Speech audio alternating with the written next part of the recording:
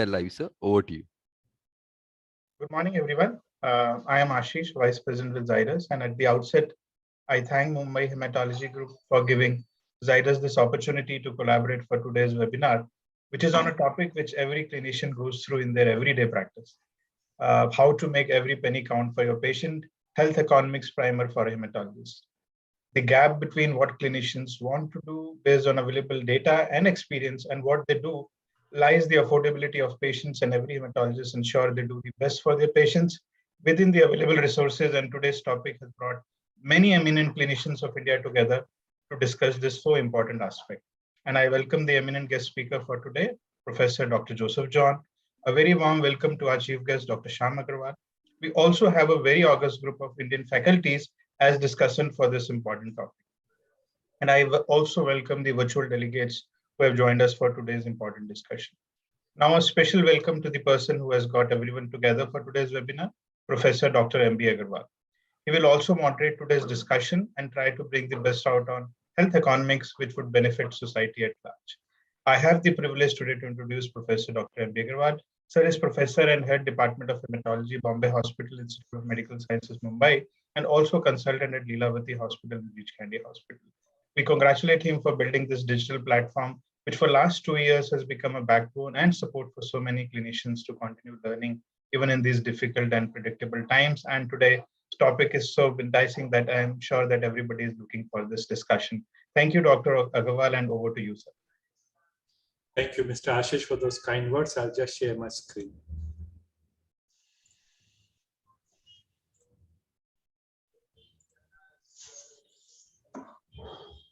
So good morning, friends. Today our guest speaker is Professor Dr. Joseph John from Ludhiana. He will be lecturing on how to make every penny count for your patient, health economics primer for the hematologist. This webinar is brought to you by Mumbai Hematology Group, supported by Zydus, and I'm grateful to them, and managed by Mice Ideas flawlessly for last 1.5 to 2 years.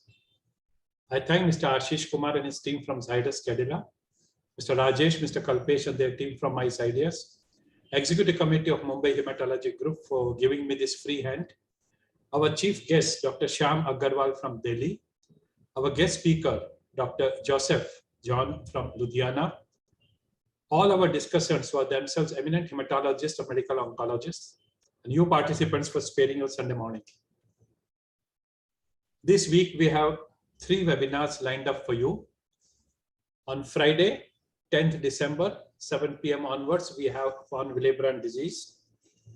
On Saturday, 7 p.m., I'm sorry for this little error here, 7 p.m. onwards, we have precision medicine in lymphoma by Dr. Abhishek Kakru. And on Sunday morning, 11:30 a.m., we have lab workup for thrombophilia profile by Professor Jasmina Ahluwalia from PGI Chandigarh. To introduce our guest speaker of the day, he requires no introduction. Everybody who is listening today knows him extremely well.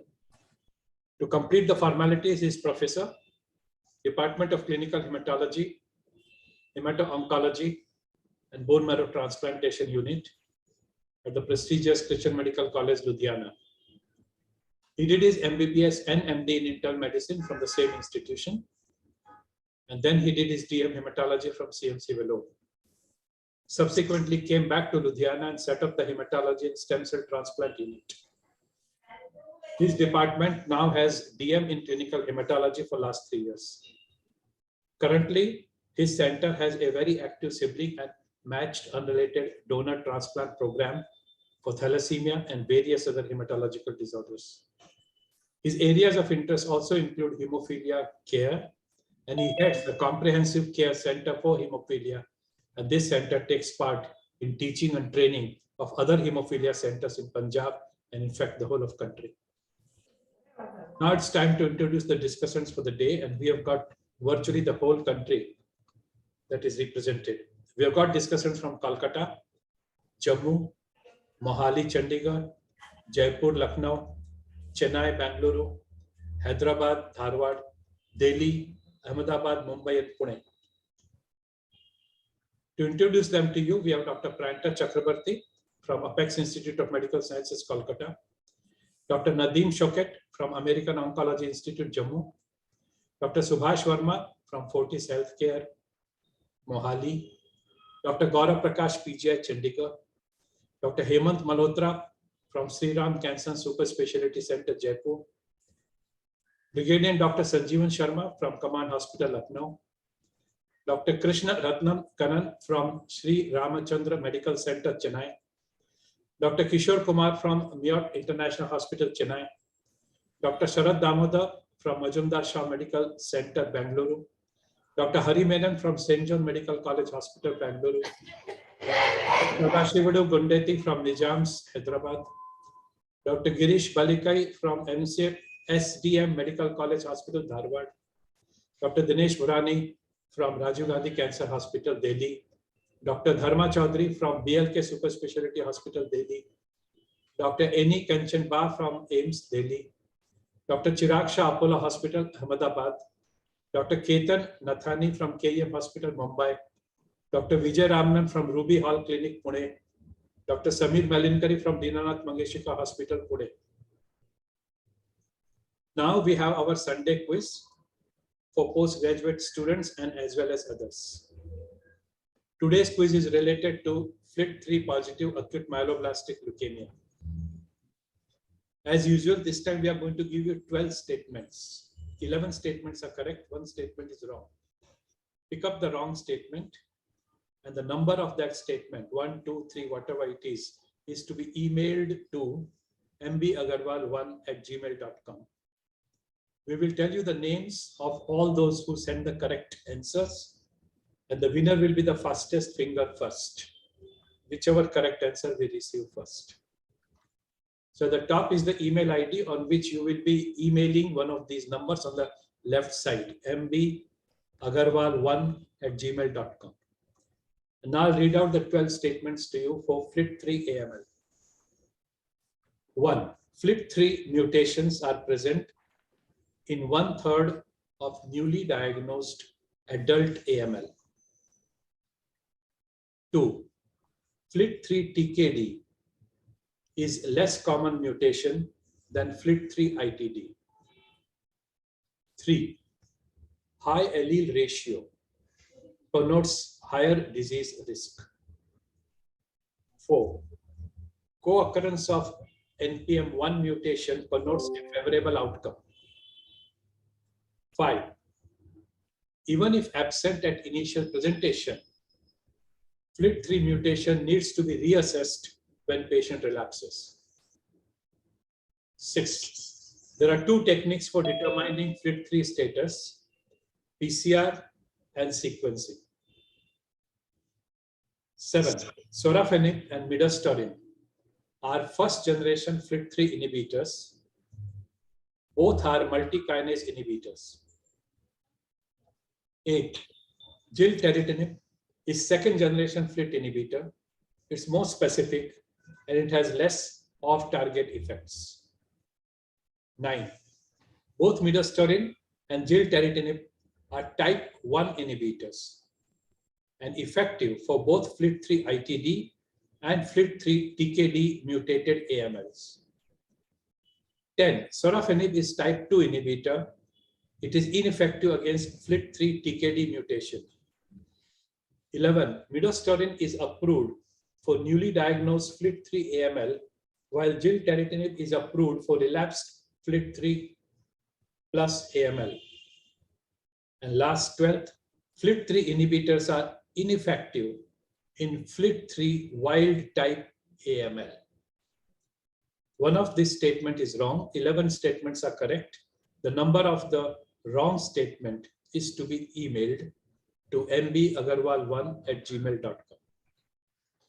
Now it's time to have our chief guest's introduction. And our chief guest, and we are privileged to have him today, is Dr. Shyam Agarwal from Delhi. We are indeed honored that he spared his time to join us and bless us to inaugurate today's webinar and give some words of wisdom. I don't think I can introduce him to anybody in India or probably in the community of hematology oncology in the world, but I have to complete the formalities. He's a dear friend and colleague.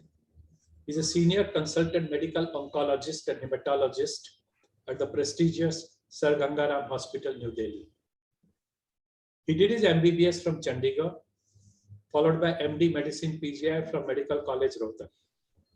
After this, he underwent a special training at AIIMS, Delhi. He's also underwent bone marrow transplant training and became an expert from University of California, Los Angeles, and St. Vincent Hospital, Sydney. He now has 3 and maybe 4 decades of clinical experience in the field of hematology, hemato-oncology, and medical oncology. He is the most renowned oncologist and has been honored with various awards and recognitions throughout his long, illustrious career. And pardon me for not listing all of them and reading them out to you. He has been involved very actively in creating awareness programs regarding bone marrow transplantation. He is a source of inspiration and guiding light for many people in the society at large, including me. I request him to inaugurate our webinar and give some words of wisdom for juniors and seniors all alike. Thank you so much. Over to Dr. Shah. Good morning to everyone, and thanks a lot to Professor M.B. Agarwal and the Mumbai Hematology Group for inviting me to be the chief guest in this program and speaking in front of all the members of the group and the panelists who are invited, and especially my teacher, Dr. Verma, whom I was taught at the PGI Chandigarh. So thank you very much, Professor Agarwal, for the invite. So I won't stay long between you and the next speech. So the idea is to spend a few minutes trying to narrate the journey of a lot of us as we joined oncology and hematology, as you said, 3 to 4 decades ago.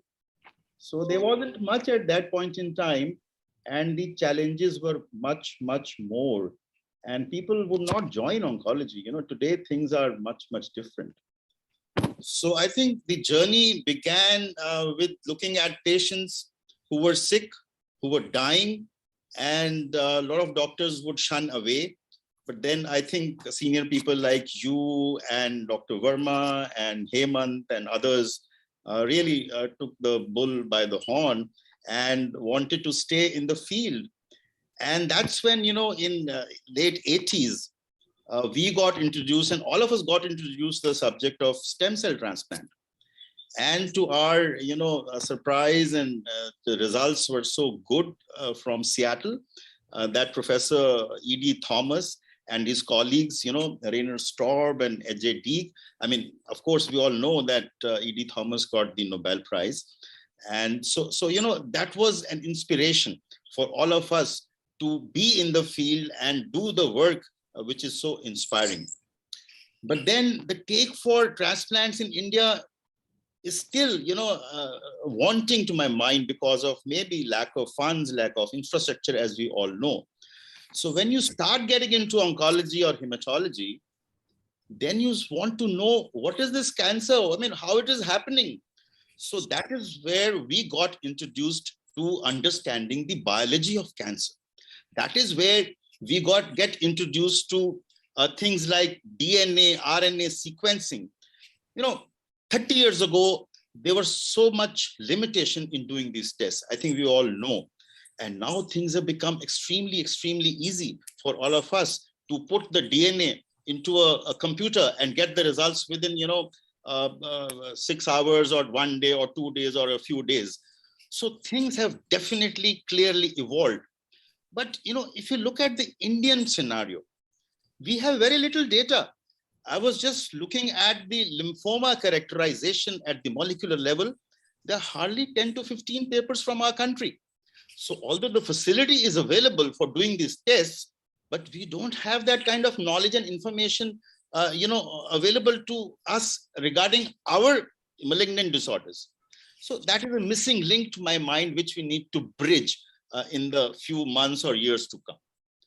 When we joined, the drugs like chemotherapy were hardly any. We were running short of drugs like erythromycin, cetarabine.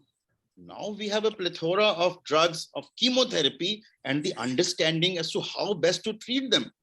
And we've come a long way now. Targeted drugs, which have become the first line treatment for so many hematologic and solid tumors. So the evolution has been very rapid. Transformation has been very, very successful, but challenges remain and galore. So anybody who is looking forward to getting into hematology and oncology in our country, I think it is much, much easier now because the success rates for treating these malignant disorders and other hematological diseases have significantly improved. Now we do talk of things like gene therapy, so which is now available for some rare disorders like SCID and hemoglobinopathies and coagulation disorders, although extremely expensive, which is the discussion point today. Today we are talking of CAR T-cell therapies in US and in other Western world. Where is CAR T-cell therapy in our country? Who's going to do all that? I mean, we are the ones, and the new blood which is going to get inculcated into hematology and oncology is the leading source and the leading light for all of us to take these things forward. I understand there are huge challenges in our country at this point in time. We don't have much infrastructure, at least we didn't have 10 years ago. Now the infrastructure for doing research, for conducting transplants has increased manifold in the last two to three decades. But still, funding is a big issue at this point in time.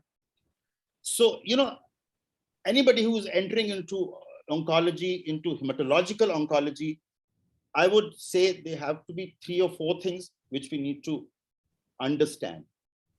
You have a huge challenge in front of us. We are not even halfway in, looking at cancers, treating cancers. We're not even halfway. We need to understand the biology of a variety of cancers, whether they're hematological or solid in our country, so as to provide the best treatment or best information to the world. You have to persevere. You have to be determined to fight this disease till the end of your life. And I think millions are doing that. It is easy for all of us, I believe, to go abroad, settle there, because things are easier there, I know, in the sense that you have every infrastructure available, you have all lab facilities available.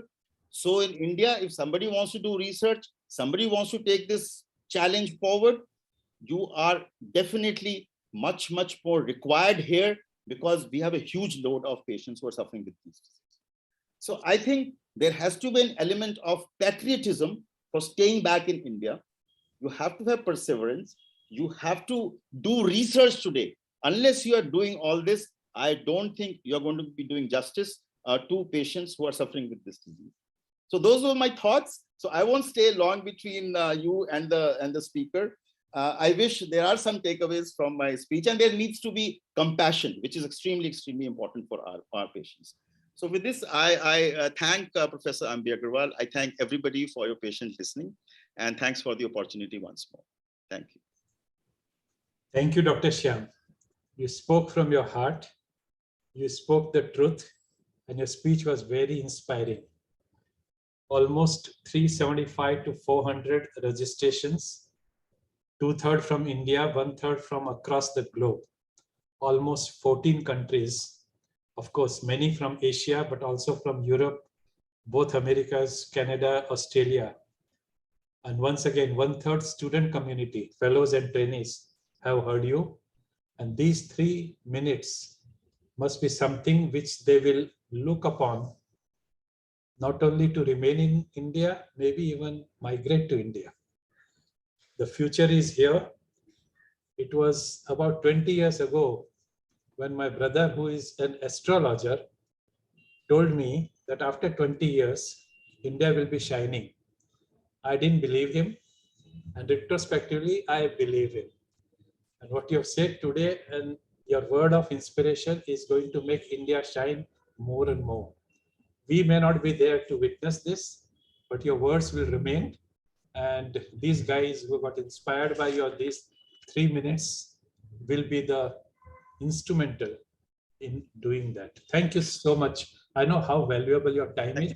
Thank you, sir. Thank you so much for honoring us by joining us for this webinar. Thank you. Bye-bye. And now the lecture of the day. So it's all over to Dr. Joseph. You have been patiently waiting. And now it's your turn to keep us busy for 45 minutes.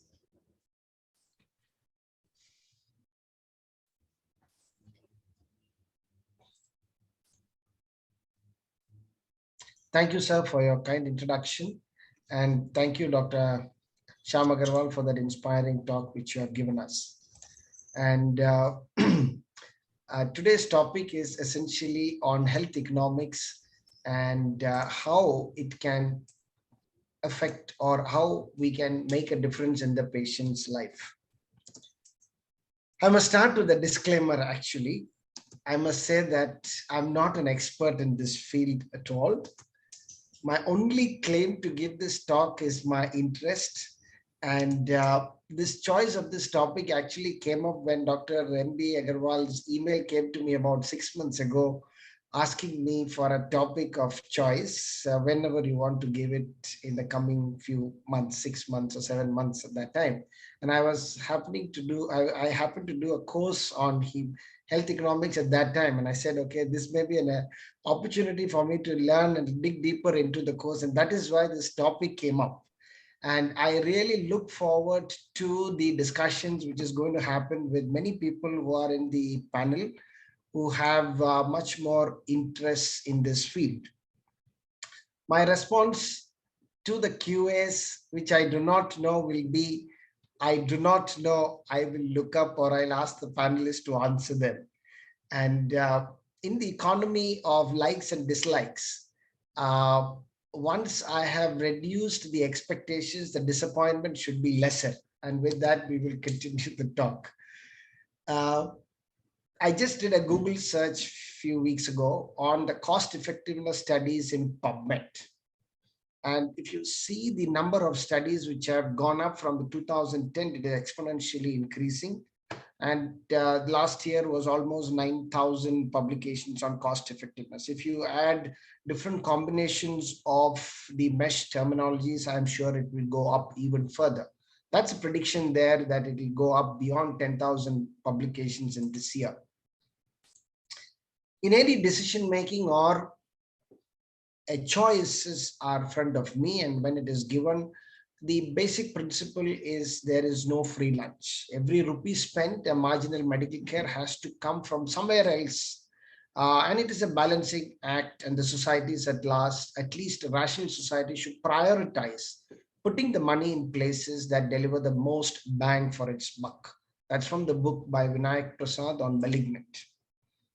So when we spend a cost, whether the patient is paying it or it is through an insurance or through by the government, it is passed on to either a higher premium, a higher tax, or cutbacks from some other program. So that's the essential part we must understand from the perspective and an opportunity lost. So I will come to that point later as we progress on this lecture.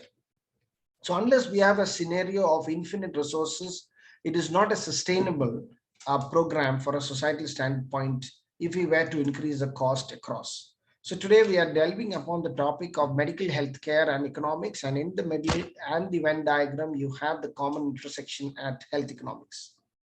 We all understand that health economics, health resources are finite. And that is why there is scarcity of resources, and that is why economy is important, how to utilize this available resources to maximize the benefit and also maximize the benefit between the alternative choices we have and where it could have otherwise used what we call an opportunity cost. It's always a balancing act between two forces of risk benefit or a cost benefit. So the aim of this entire process is for a chosen activities which are benefit, it must outweigh the opportunity costs. In other words, from a utilitarian philosophy there, we would say maximum benefit for maximum people within the resource setting which we have. So when we allocate resources, it is not the objective of efficiency, but also the point of equity. If you look at this picture, there is no interactive session here, but you can look at this picture and say, which picture depicts equity the best? This is what the reality is. There are very poor, middle class, and very rich. This is when equality is shown. That means everybody is given the same. But however, it is not enough for this gentleman to see the football match or the baseball match. This is equity. Somebody who is poor in resources is given something extra at the cost of somebody who has more. However, there exists the existential tug of moral, ethics, and legal issues. And that's liberation when everybody can reach that. I mean, that's the goal which we can only look forward to. Now, this economics thinking provides us a framework for maximizing the benefits within the available resources. So what are its application of in health economics as a hematologist? If I have to look back and say 95 to 99% of our decisions in a daily basis linked to cost and affordability. There is not even one day in a moment I can go past the patient's decision making, not thinking about the cost and affordability. Now, in the financial decision-making strategy, there is a treatment decision. There is also linked to the department sustainability, and this is also institutional sustainability and healthcare of the country. All of this are interlinked and enmeshed significantly. So there are various variables from the management, the patient to doctor relationship on a treatment decision. All of these factors which we are seeing now are directly or indirectly influencing us in the decision making at the bedside. It could be medical legal, it could be the pressure of the management, it could be the paper which you need to publish, it is the stakes which you have in a particular company, it is the facility available. All of this is enmeshed with the decision making which we do, and we balance it on the risk benefit, the gain loss, the better or worse, or immediate or late, the advantage, disadvantage, and value addition or no value addition, utility, and prospect. We come to that a bit later when we actually get into the analysis. One of the challenges which I face when we discuss these matters is the objective of numeracy among healthcare professionals. And it is the ability to understand and work with numbers. Now, we cannot run away from the numbers. We need to look at it and interpret and communicate these mathematical ideas by numbers. But we get often fooled by the percentages and the relative expression of risk rather than the absolute expression or the number needed to treat. And often this is masked from us or not really interpreted on a regular basis. Now, if you look at the numeracy skills which we require, it is at different levels. I'm not going to the details of that, but this is one of the skills I would say that as doctors we must develop and discuss and help the residents and the healthcare professionals to understand this numeracy so that the discussions can be more meaningful. This often happens only at the journal clubs, and if you look at the methodology section rather than the conclusions and the theory part of it. So in the Western world, when they recruit people, they look at the main 4 domains of literacy, numeracy, problem solving skills, and reading component. I would say that we need to concentrate as well in these aspects of understanding. Now, I would like to give you from a bird's eye view of where the world and India stands in terms of economy and the finance, and then bring it down to the bedside level of decision. The effort is actually bring up that aspect. From regional classifications of Asia Pacific or Europe or Americas, we have the World Bank classification as well. So you can understand the importance of the classification of how the world is classified on income. So that's the low income, low middle income, upper middle income, and high income countries, non-OECD and OECD countries. So we belong to the low middle income countries where our GDP per capita is somewhere between 1,000 to 4,000. Now, our GDP per capita is around 1,900. Now, why is it important? Because there is a classical correlation between health and GDP per capita or GDP of the country. So our GDP is about 200 trillion. Now it's important. I mean, it is maybe difficult to remember all these numbers, but I will connect that to us. Our body has about 30 trillion. 1 trillion is 1 lakh million, 1 lakh crores actually. So that is 5 and 7, 12. 10 to the power of 12 is trillion. Our body has 30 trillion cells, and our GDP is roughly 6 times our number of cells in the body. Okay, that's an indirect correlation you can think of. So GDP is otherwise in trillion of in US dollars, it is 75 rupees divided by 75, which is about 2.62.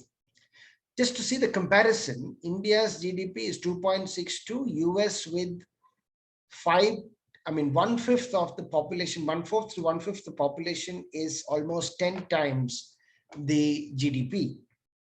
And GDP per capita for India is 1900. And this is important aspect why I'm telling you, because when we look at the cost effectiveness analysis, one of the thresholds at which we look at are we improving or not is based on the GDP per capita and then deciding on the cost effectiveness thresholds. GDP per capita of the US, it is about 33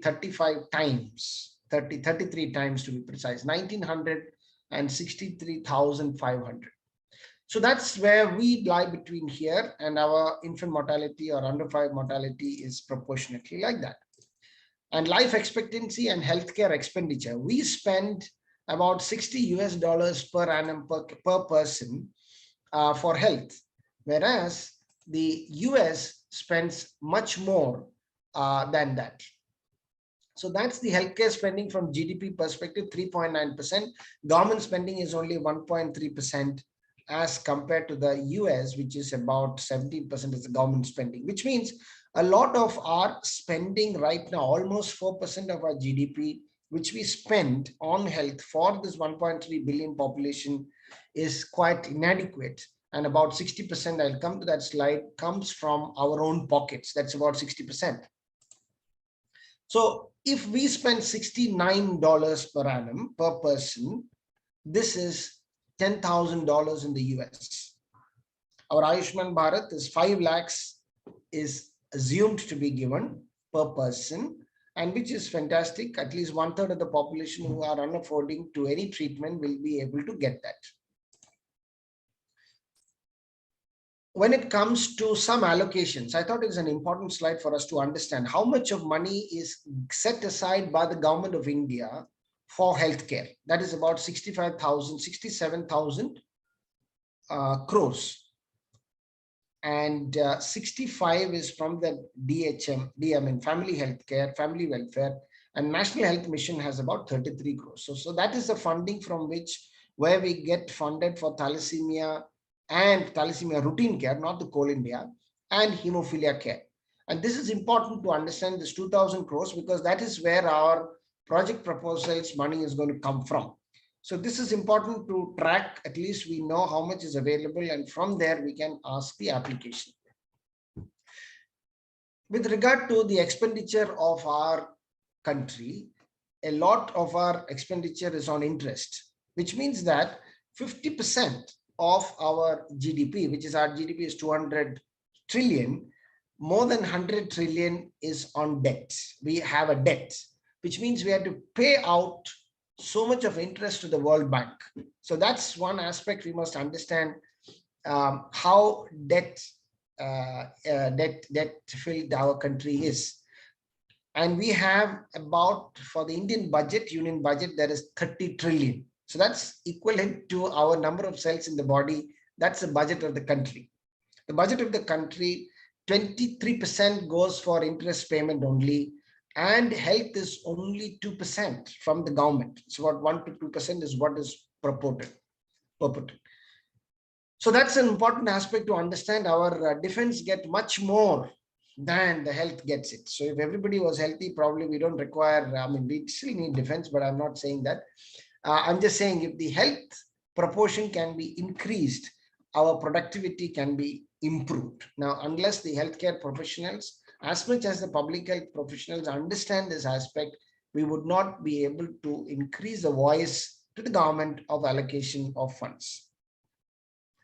Now, that's the financing percentage in India with regard to if a person goes to the hospital, 60, suppose there are 100 patients visiting the hospital and there is 1 lakh spent or 10 crores spent on them, 63% of that comes from that individual's pocket, which is his earnings after paying tax, if he had paid the tax.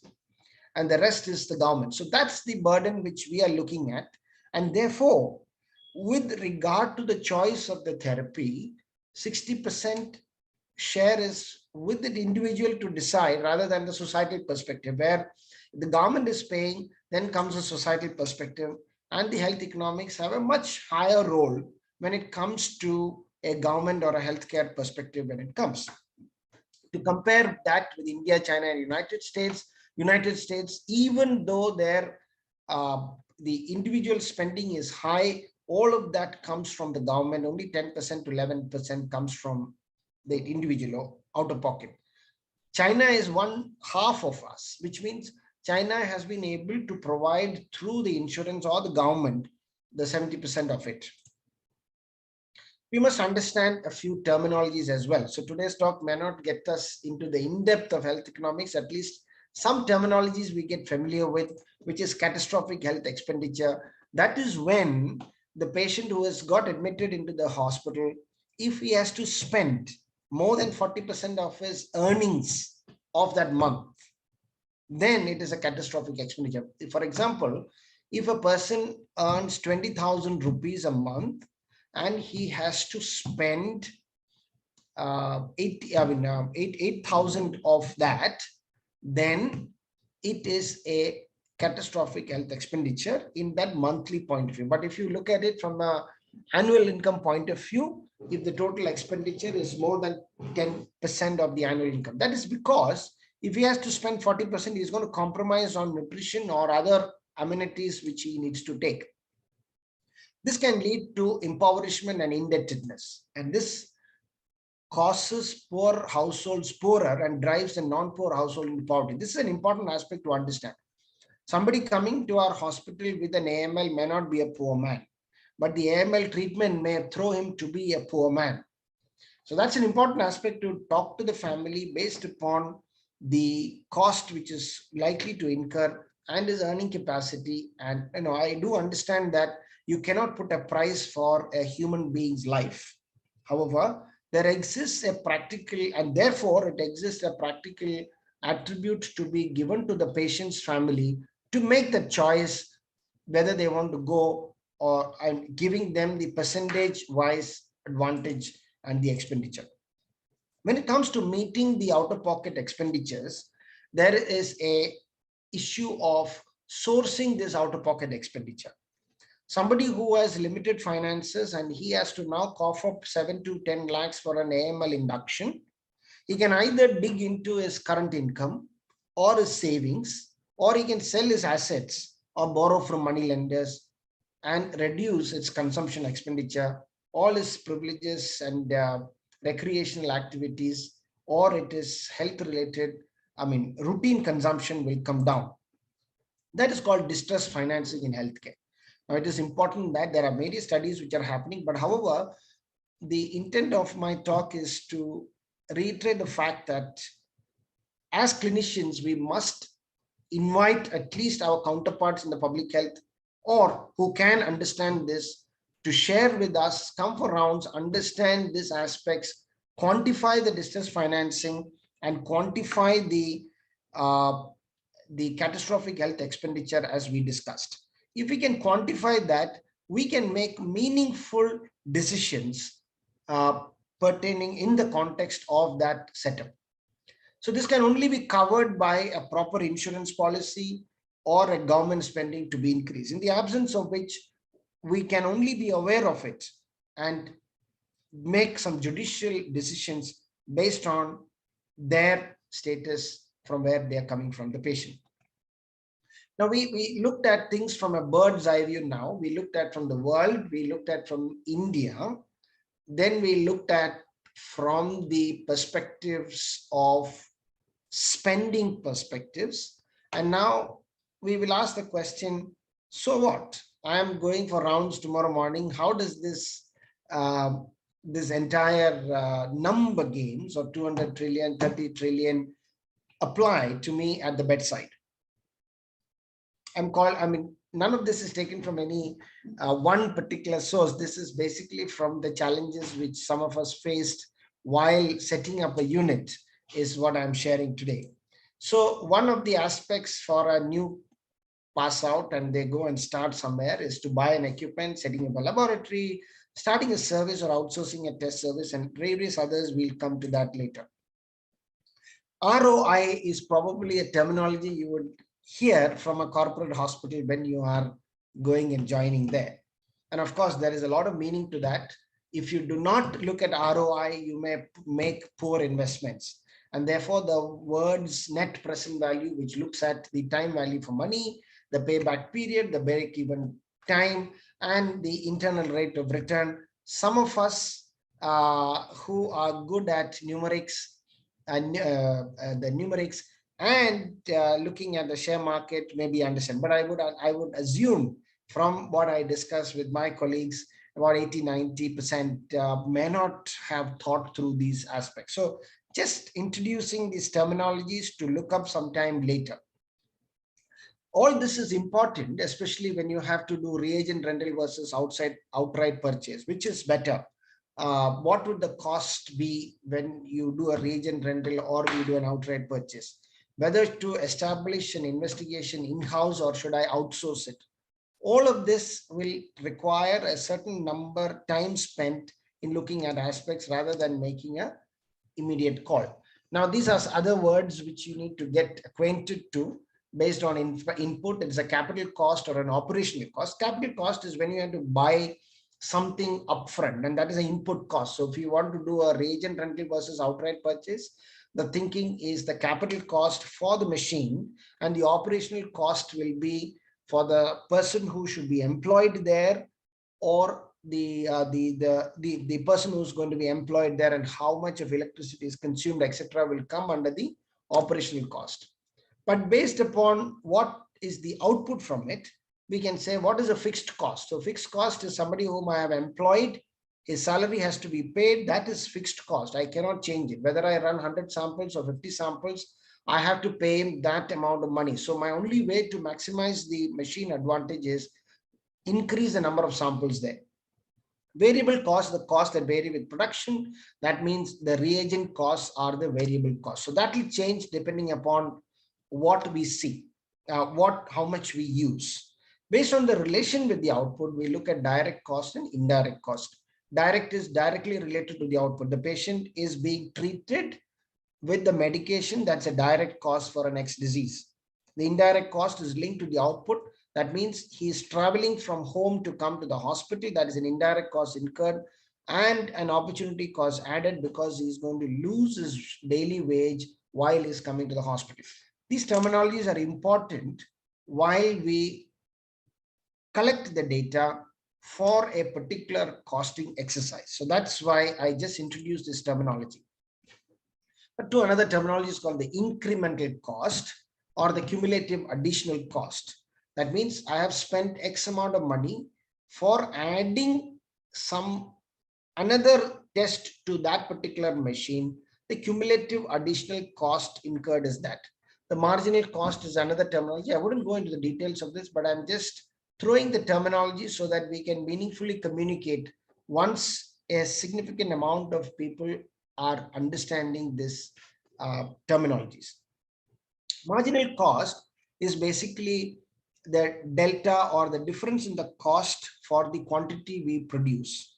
So it will also help us to understand the per unit cost incurred, whether it is treating one additional patient in that OPD, how much of cost is going to add to that. And there is an important concept we must understand in medical fraternity is the law of diminishing marginal benefit, which means the marginal utility may increase. Increasing the number of people in a particular unit may counterfire after some time. It might diminish and it may be less. If everybody cannot be occupied and you add one more consultant into the unit, it may be a worse off situation than managing with 2 people. You could manage 100 patients with 2 people.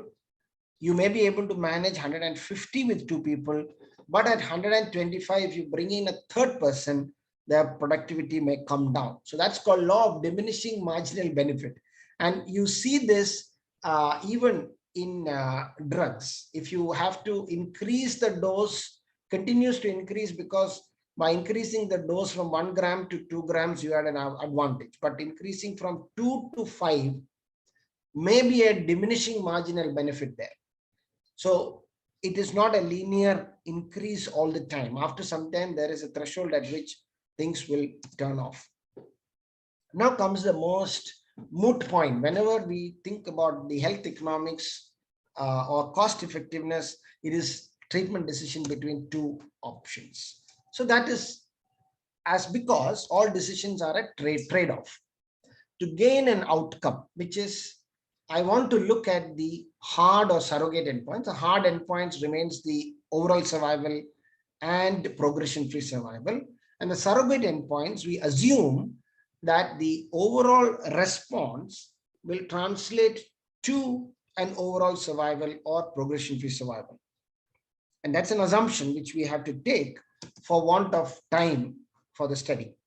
But it comes at the expense of the expenditure, quality of life, or an opportunity lost before we do. So that's the existential tension which we are talking about. That's a tug all the time with the outcome and the expenditure which we have to do. So this is what summarized into all the outcome measures we generally resort to. Take, let us exemplar the CML. For want of an overall survival looking, we look at the hematological response at level 1. We look at cytogenetic response as level 2. We look at molecular response as level 3. Then a deep molecular and stable response as a surrogate endpoint of level 4. And now comes MRD. Now we also bring in the speed, the velocity also is taken into consideration and said, if the velocity is high to reach a desired outcome, that could potentially translate to overall survival or a treatment-free remission. So we can use the endpoints of any of this before we compare 2 particular choices. We have delved enough on evidence-based medicine. It has been driven to us for many years. But we have to step back and think one step further to say that has the evidence-based medicine always translated to the recommendation, the decision, and the implementation? The answer is no. So then there is a new concept which is not new, but it is, it's not the recent. I'm also exposed to this recently only, from the evidence to decision concept. So you have an evidence-based medicine, evidence to decision. What are the parameters we are asking? If I have to translate and say, I must use a 3rd generation TKI in chronic myeloid leukemia, and that is the evidence to decision, where evidence says that the 3rd generation is good, and this gives a fantastic outcome. The time to early response is much less. Therefore, I must use it upfront. That's the evidence-based medicine says. Now we are asking the question, is this the perspective taken into consideration from the background the patient is coming from? Is it thought about from the government perspective, or is it an healthcare perspective? So that's an important aspect. Then we look at the priority of the problem. Is the speed really a problem for us, or you can manage at a later speed? Then the priority of the problem, is the speed a problem? Then yes, 3rd generation or 2nd generation may be helpful. We look at the benefits and the harms. Of course, we look at that when we look at the evidence-based medicine with the risk of bias and the accessibility and the consistency, etc.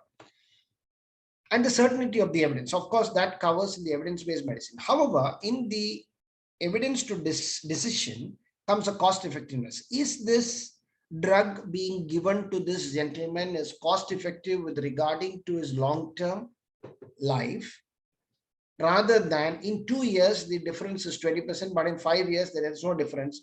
Does it really make sense to continue that?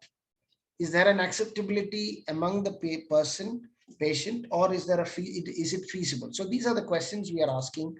And then we making the judgment decisions based upon these imperatives, looking at the scoring. I mean, you can put scoring to that if a group of people are making the decision, but obviously it comes from the evidence to the decision, taking these aspects into consideration. We can translate the same into our perspectives of our lives as well. What is my hard endpoint when I die? Is it the number of lives I transformed? Is the number of number and the quantity of degrees and awards I have received? Is it the number of lives I have saved, or it is the published papers? Is it the number of genuine relationships I created, or is it the newspaper articles? It is the legacy created, or is it the photographs and newsletters? The list can go on and on. However, the perspective, that's the perspective from the life we are looking at, and looking at the health economics from both ends and making a value judgment there. So there are 5 different types of decisions we make. Okay, the perspectives which we talked about, which is the individual's perspective, it is a population's perspective, the coverage decisions from the insurance companies, or public health recommendation, and it is a population perspective. So the various perspectives. So when we make a evidence to decision framework, we need to fall back and say, where am I thinking from? Am I thinking from the patient's perspective, healthcare perspective, public health perspective, or the population at large perspective? That will help us making the decision. So one thing I can drive home after this discussion is it the perspective to be added in the recommendation of the decision? So there are various papers you can find, especially from McMaster University, looking at the grade of evidence, and then evidence to decision, how strong our recommendation, how strong the recommendation is based upon the equity and the cost effectiveness taken into consideration. So that's the evidence point we are looking at. Evidence, look at the evidence at all the levels, let it be as intense as possible, with high standards, and then comes the recommendations based upon evidence to decision, and those parameters are looked at. Let's for a moment take an example for thalassemia. How do we convince the government that one-time bone marrow transplant for thalassemia is more cost-effective than transfusion chelation? The argument will come, this is now 10 lakhs or 12 lakhs is the expenditure. If you put it in the bank, it could become 20 or 30 or 40 lakhs in 10 years or 15 years. If I do 1 lakh per year transfusion chelation, and it can take her to 30 or 40 years, wouldn't that be better off? How do we answer this question? Intuitively, we may know that the thalassemia transplant, of course, it cures the patient and therefore it can move on. But in an environment where thalassemia transplants are not discussed, and if you want to convince the government that we must invest in this area, you need to have some of these studies. Some of these studies may be intuitively very easy for us to make decisions based upon the God-given logical skills which we have. But when it comes to hard decision making with evidence, we need to bring in these numbers. Therefore, health economics, for that reason, sometimes is helpful. This is one study which we did on thalassemia on cost effectiveness, because this was one burning issue of convincing the government and the donor volunteers that invest in transplant now, it is likely to cause long-term benefit. So that's the premise of it. HSCT becomes the only cure for thalassemia. There's no doubt about that. However, we need to now distill these numbers based on the incremental cost quality adjusted life year, which means the ICER of QALY or DALY has to be done. So ICER then becomes the next terminology I'm introducing, apart from all the other confusing terminologies I already mentioned. And we need to model this out for each situation and then look at it pragmatically. So if the blood transfusion and ion chelation therapy is offered, the patient can take the following states: possibly cardiac complication, HIV, HVG, SCV, liver complication, endocrine.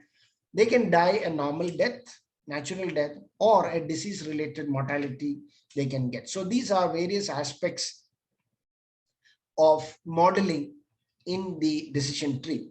This is called a Markov modeling, the clinical states in which they can go toggle between these states. After the first year of transplant, he can get rejected, he can die, he can go to GVHT, he can come back from GVHT, and following years after GVHT. So all this is called the Markov model. We won't get into that. And ultimately, you have to express that on the ICER, the quality gained by transplant over the transfusion chelation was 64,000 rupees in terms of matched related donor, and 1,67,000. So now we are saying the answer to the government saying that, see, look, if you do the transplant, the ICER is 64,000 more than the matched related donor transplant. It can give various aspects of the quality of life is improved, the percentages of longevity is better. However, it incurs an additional 64,000 rupees. For a mud transplant is 1,67,000. Now, based upon the thresholds which we decide, at what is the cutoff in which we say this is fantastic. So WHO has said, I will come to that later, the GDP per capita then becomes the cutoff at which we decide whether it is good or bad based on that year. And based on that cost effectivity cutoff, the willingness to pay threshold was 94%. There are various other terminologies to be used. Is a probability sensitivity analysis also to be taken into consideration with a discount rate of 3%, etc. But however, this entire talk is only to give you a bird's eye view of the cost effectiveness and the parameters which go into that. So if GDP of India is $2,000 US, then it is less than that, it is cost saving. If it is within the cost, within the GDP per capita, it is cost effective. So it all depends upon where we put the cutoff. The cutoff then decides whether it is cost effective or not, especially because of want of any other situation. But if it is willingness to pay by the outer pocket expenditure, the individual decides whether I want it or not. So this is how the willingness to pay is expressed. And the conclusion was that HSCT is a highly cost-saving or cost-effective curative option in thalassemia patients in their lifetime. So that I said, there are various thresholds we can say. If the person is willing to pay, whether I want to see in PVR, the theater PVR, and it is 500 or 1,000 rupees, the cost of the ticket, or I want to go a local shack, which is only 50 rupees, I'm willing to pay 600 for the quality and the value which I am getting. So there is a willingness to pay because I decide where to go. Whereas if the government was deciding, if everybody has to see, go to a 50 rupee shop only, would be then the decision making which will come there. If it is a GDP based threshold, it is then the DALI averted. So cost of disability averted would be, or the quality gained. So you can either disability is averted or a quality gained would be then the threshold of discussion there. This is an important aspect to look at the cost effectiveness plane. We're looking at the cost on one plane and the effectiveness on one plane. If the cost is high, effect is high, you want to have a higher cost effectiveness to decide there. If the cost is high and the output is less, it will be less. So it is basically understand about the cost effectiveness plane. I wouldn't go into details of that. If you happen to read a recent article in Blood, the Royal Gene Therapy at a Royal Cost. So we encounter this problem of gene therapy and CAR-T. Is it cost effective to give CAR-T therapy in India? Is the moot point. We can continue to debate on that. On one side, the affordability, the affording patients numbers are there, out-of-pocket expenditure is more, therefore it is good. But if the government has to pay, would you deprive a cardiology patient who could have done a cardiothoracic surgery and saved him with 1 lakh versus spend 30 lakhs for a CAR-T?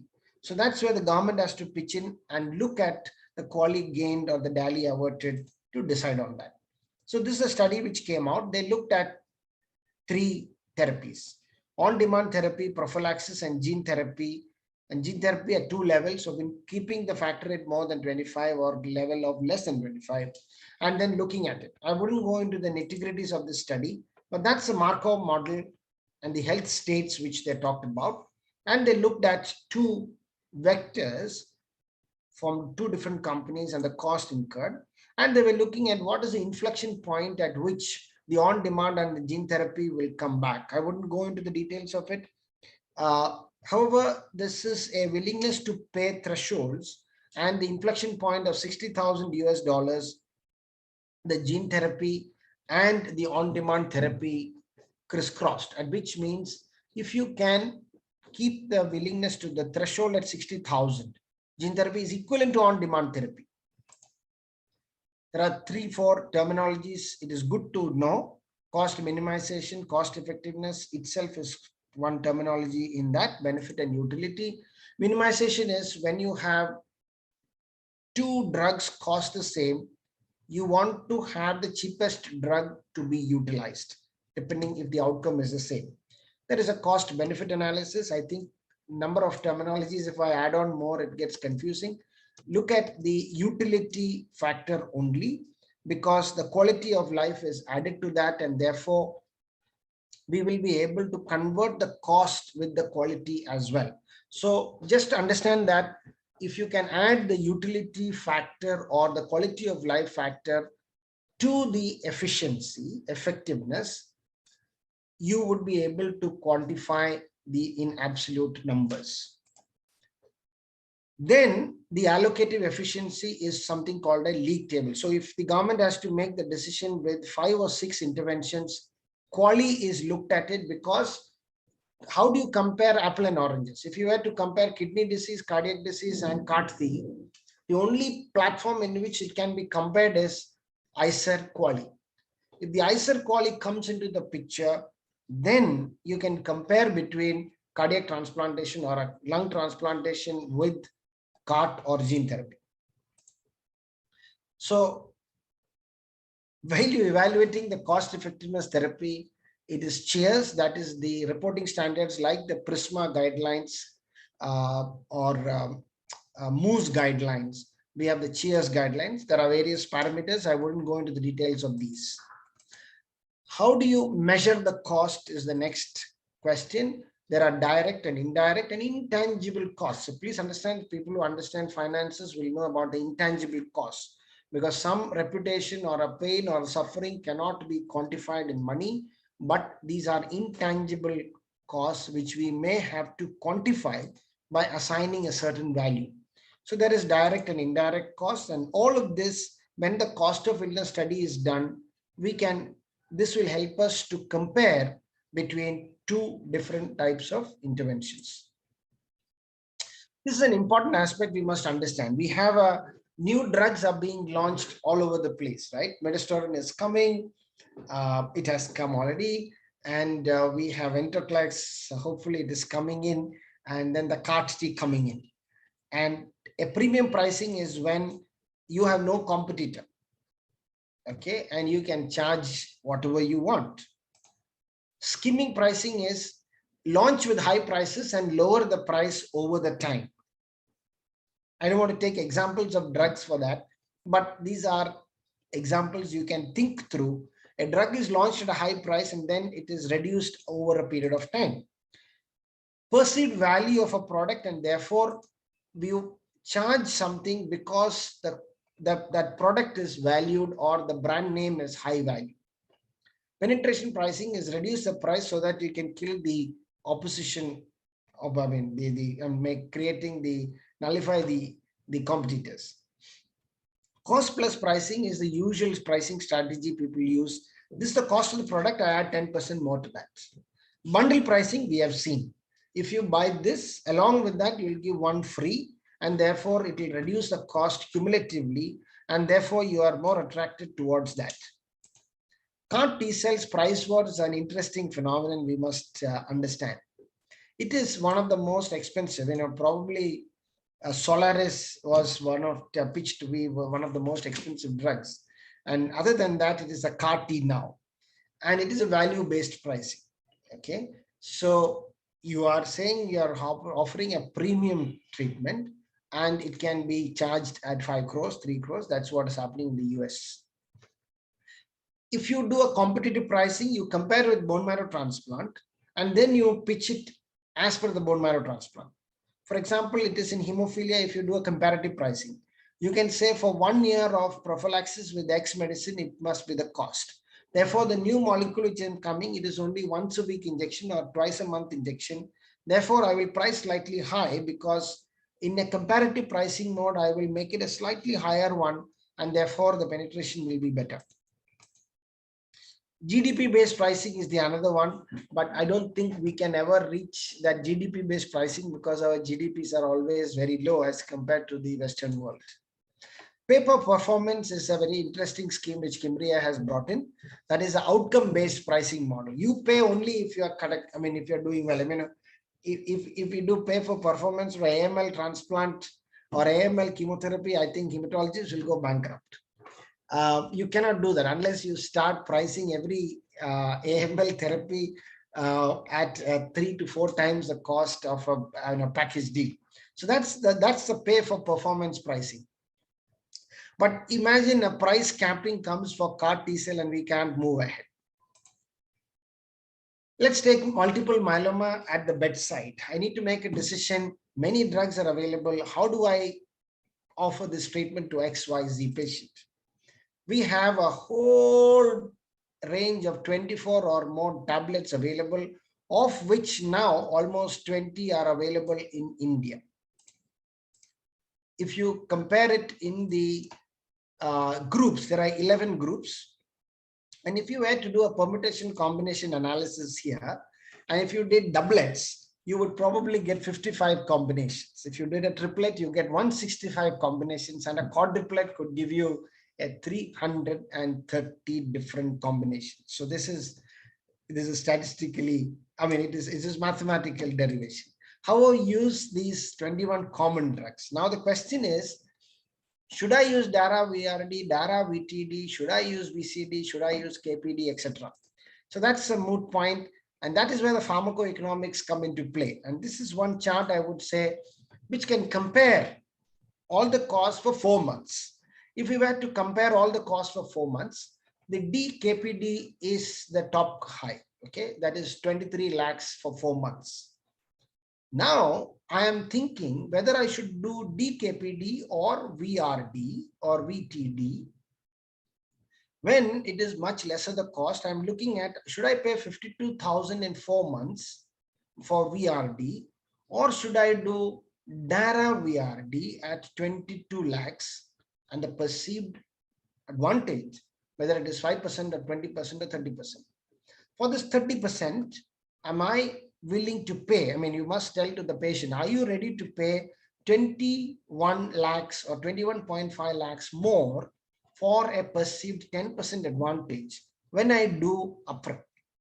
Bottom line is that ideally we should do systematic review and analysis for each intervention and look at the actual and average OS and the PFS and overall response rate to answer this question.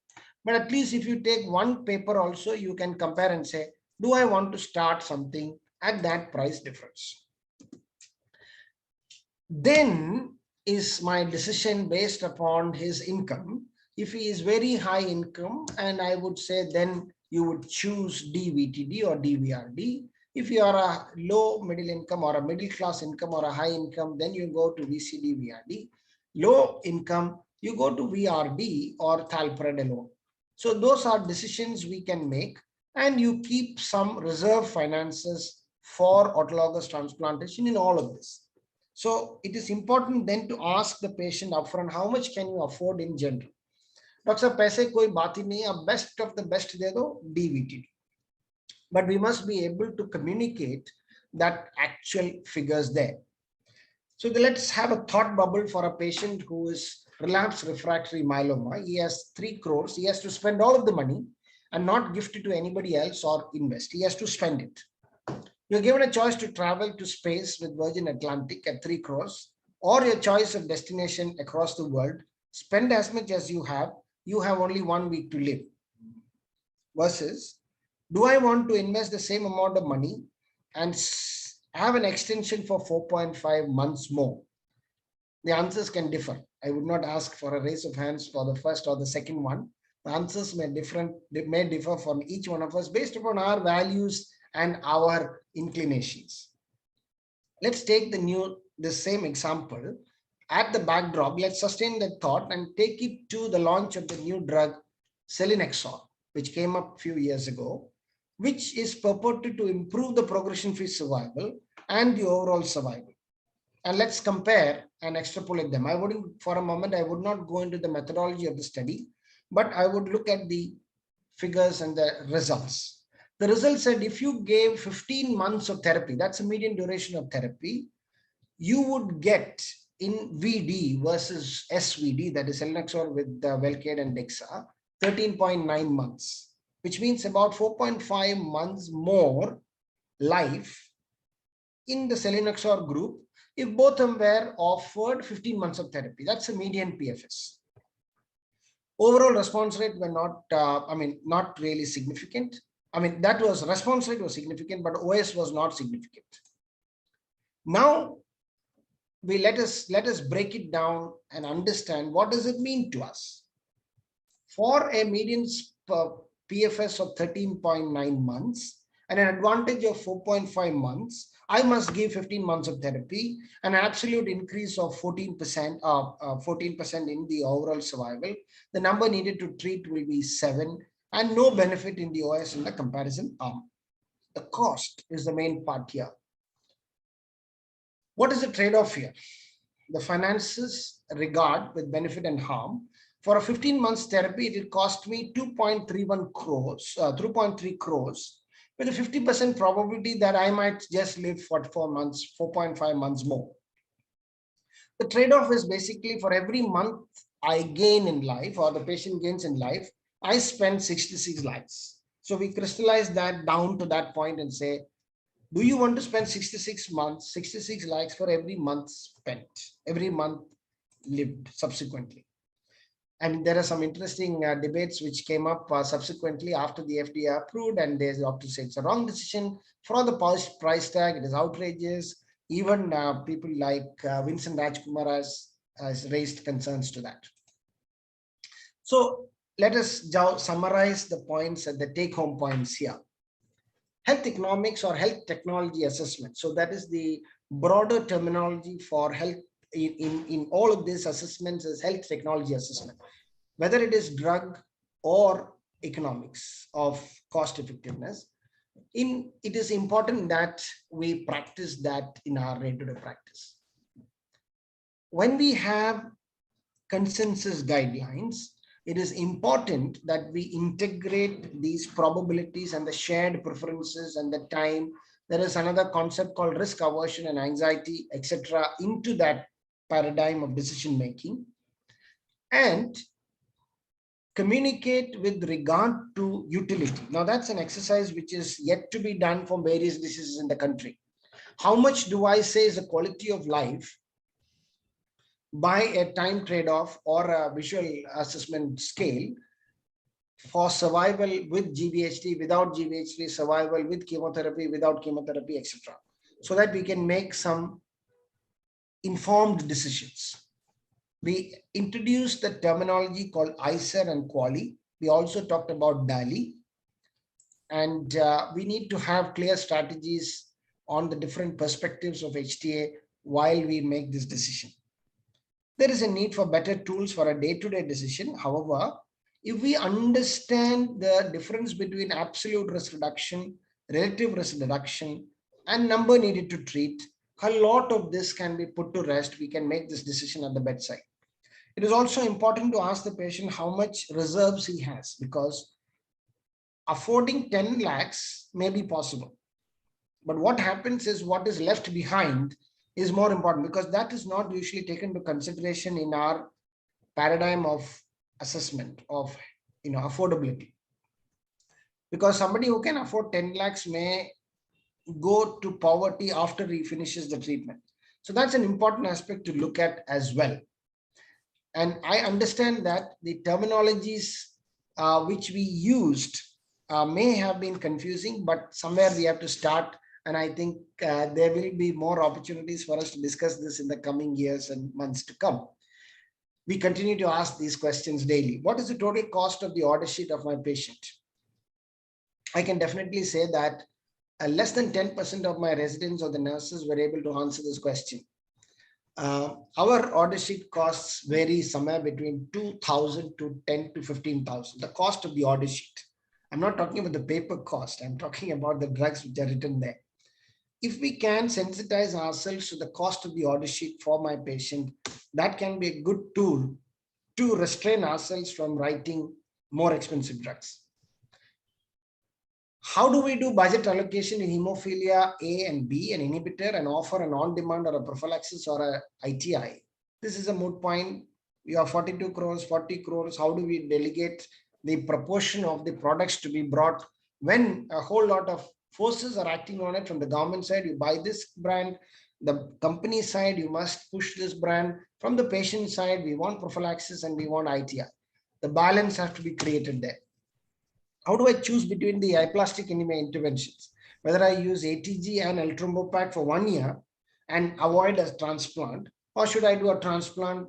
If I do ATG and Eltrombopag for 1 year, it may be equivalent to the transplant cost.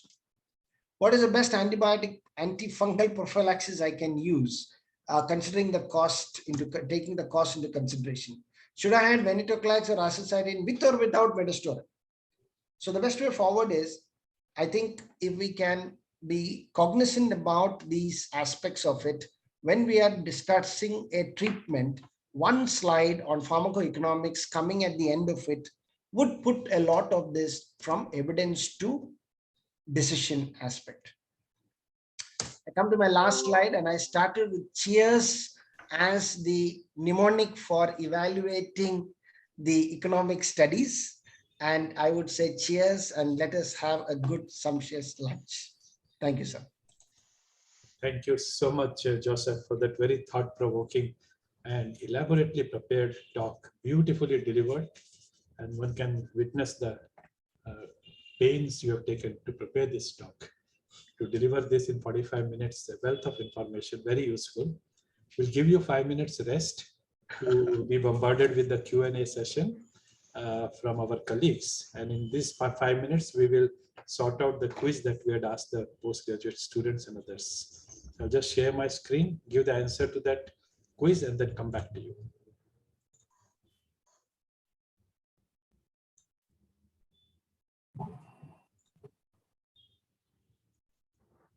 Okay, so today's quiz was related to FLT3 positive AML. And you were supposed to pick up a wrong statement from the 12 options that were given to you. Now, before I go to those options, I will educate our postgraduate students with few aspects of this FLT3 business. So if you look at the hematopoiesis, FLT3 expression is there by large number of cells in the hematopoiesis. So you've got hematopoietic stem cell, then you've got some of the differentiated cells, and the one which is important for us at the moment is the one which is in the myeloid series. And if you look at the mature cells, then this is not expressed. Now, if you look at the mutations in the AML, this is what we're talking about, FLT3. So it's a common mutation. It is present in almost about 1/3 of the adult AML newly diagnosed, and it can be associated with various other mutations. Same thing seen over here. FLT3 is the commonest mutation, present in about 25% in this particular study. So about 3 out of 10 patients with AML will have this mutation. Now that's the whole business. This is FLT3 ligand. This is ITD, and that's the TKD. So a mutation here will be called FLT3 ITD, and the mutation here will be called FLT3 TKD mutation. That's the development of the drugs, having least kinase activity to the most kinase activity. First generation versus second generation. So you've got midostaurin and sorafenib over here, and you've got gilteritinib over here. And then you got these terminologies, type 1 inhibitor and type 2 inhibitor. Type 1 is midostaurin and gilteritinib, and what that means is that they can inhibit both ITD and TKD. Type 2 inhibitor is sorafenib and others, they can inhibit only FLT3 ITD. So sorafenib will be useless if the patient has got FLT3, but it is TKD type. That's kind of evolution over last 30 years, from FLT3 being identified in 1990, then it getting cloned, then FLT3 ITD being identified, its prognostic impact delineated in 2000, and then here comes midostaurin, sorafenib, gilteritinib, and then comes the midostaurin getting approved in USA in 2017, and other drugs getting approved in Japan and then USA. The current recommendation, you have a newly diagnosed patient of FLT3 positive AML, either ITD or TKD. The recommendation is that you will be adding midostaurin to your standard chemotherapy, 7+3 or whatever. And then in the post-transplant, presuming that the patient is transplant eligible, in the post-transplant maintenance, at the moment you have approval for sorafenib, but of course you can use midostaurin in this setting. And then if the patient relapses, you have approval for gilteritinib. And as you see over here, midostaurin and gilteritinib are effective for both ITD and TKD mutation, while sorafenib will be only for ITD. And that is the survival advantage when you use midostaurin versus placebo arm. So this is a success story. FLT3 is a success story. These were the 12 statements that were made. FLT3 mutation is present in 1/3. Newly diagnosed adult, that's correct. FLT3 TKD is less common than ITD is a correct statement. This accounts for almost about 90% of the FLT3 mutation, and this being about 10%. If you look at the allele ratio, depending upon the allele ratio, whether it is low or high, the risk, the disease risk does increase. In fact, there are even recommendations for transplants based on the high allelic ratio. If you remember the risk stratification of AML, NPM1 mutation is the low risk. And if you have FLT3 mutation, which itself is high risk, associated with NPM mutation, the risk decreases. It becomes a favorable outcome. Now, FLT3 mutation can appear at the time of relapse, even when it is absent in a de novo patient, and vice versa. It may be present initially, and it may not be there at the time of relapse. So this statement is also correct. There are two techniques for finding out that the AML is FLT3 mutated, and even quantitating the AR, that is PCR, and sequencing of Singers and NGS. All these are available. So this statement is correct. As was just shown to you, both sorafenib and midostaurin are first generation FLT3 inhibitors. And because they are first generation, they are multi-kinase inhibitors, and therefore their off-site action leads to a higher degree of adverse effects. Gilteritinib is a second generation of FLT inhibitor, and it is more specific, and therefore it has got less off-target side effects. Both midostaurin and gilteritinib, as was shown, is type 1 inhibitor. That means they work both for FLT3 ITD and FLT3 TKD. So this statement is also correct. Sorafenib, however, is type 2 inhibitor, and therefore it is not effective against FLT3 TKD. So this statement is also correct. Midostaurin was approved a couple of years ago for newly diagnosed FLT3 AML, 2017 to be precise, and gilteritinib ultimately got approved for relapsed FLT3 AML. The research phase 2 as well as now phase 3 study of gilteritinib upfront or even gilteritinib together with the other molecules added to the newly diagnosed patient of FLT3 AML is under research. FLT3 inhibitors are ineffective in FLT3 wild type AML is a wrong statement, because as you saw over here, these are not specific inhibitor.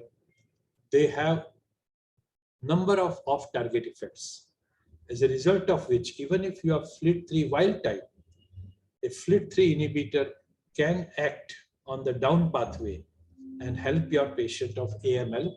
And that's why sorafenib or even midostaurin given to a patient who is not having FLT3 mutation also increases the lifespan. Especially this is studied in the relapse setting. So 12th was the wrong statement. So the answer expected from you was 12. This was difficult for many. So we got 7 correct answers. And we will tell you the fastest finger later on, but this is the order of the 2nd, 3rd, 4th, 5th, 6th, 7th. Ramesh B, David V, Sumit Mirk, Yoga Lakshmi, Akanksha Garg, and Amit Khurana in this order sent the correct reply. And the fastest finger fast winner is this time from Nepal. This is Dr. Ritu Lami Chene, consultant hemato-oncologist at BNC Medical College, Britamod, Japa, Nepal. Congratulations to you, Dr. Ritu. Thank you so much. We now come to our Q&A session. So the methodology we will follow is the raise hand sign. Anybody who wants to ask question will raise hand sign. And based on the order in which you raise hand, you will be asking the question. To give a fair chance to everybody, we will ask one single question at a time, and we can have multiple rounds. So all your questions will be answered by Dr. Joseph, and others are most welcome to contribute. Once you have got the reply to your question, I request you to delete the raise hand sign. The computer will then put you at the end and the other person in front.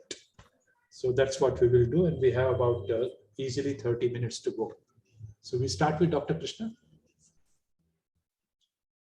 Hello, can you hear me? Yes.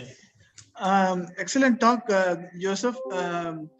You know, as a practical hemato-oncologist, you know, in a day-to-day life, what do you think is a concept of package pricing? You know, we have so many high expenditure treatment like AML or a transplant. You know, you may have to do a costing for that. And if you have a package pricing, the patients will know what exactly is going to spend. And of course, for the hospital, some patients may not incur so much expenditure and some may exceed. So it might even out.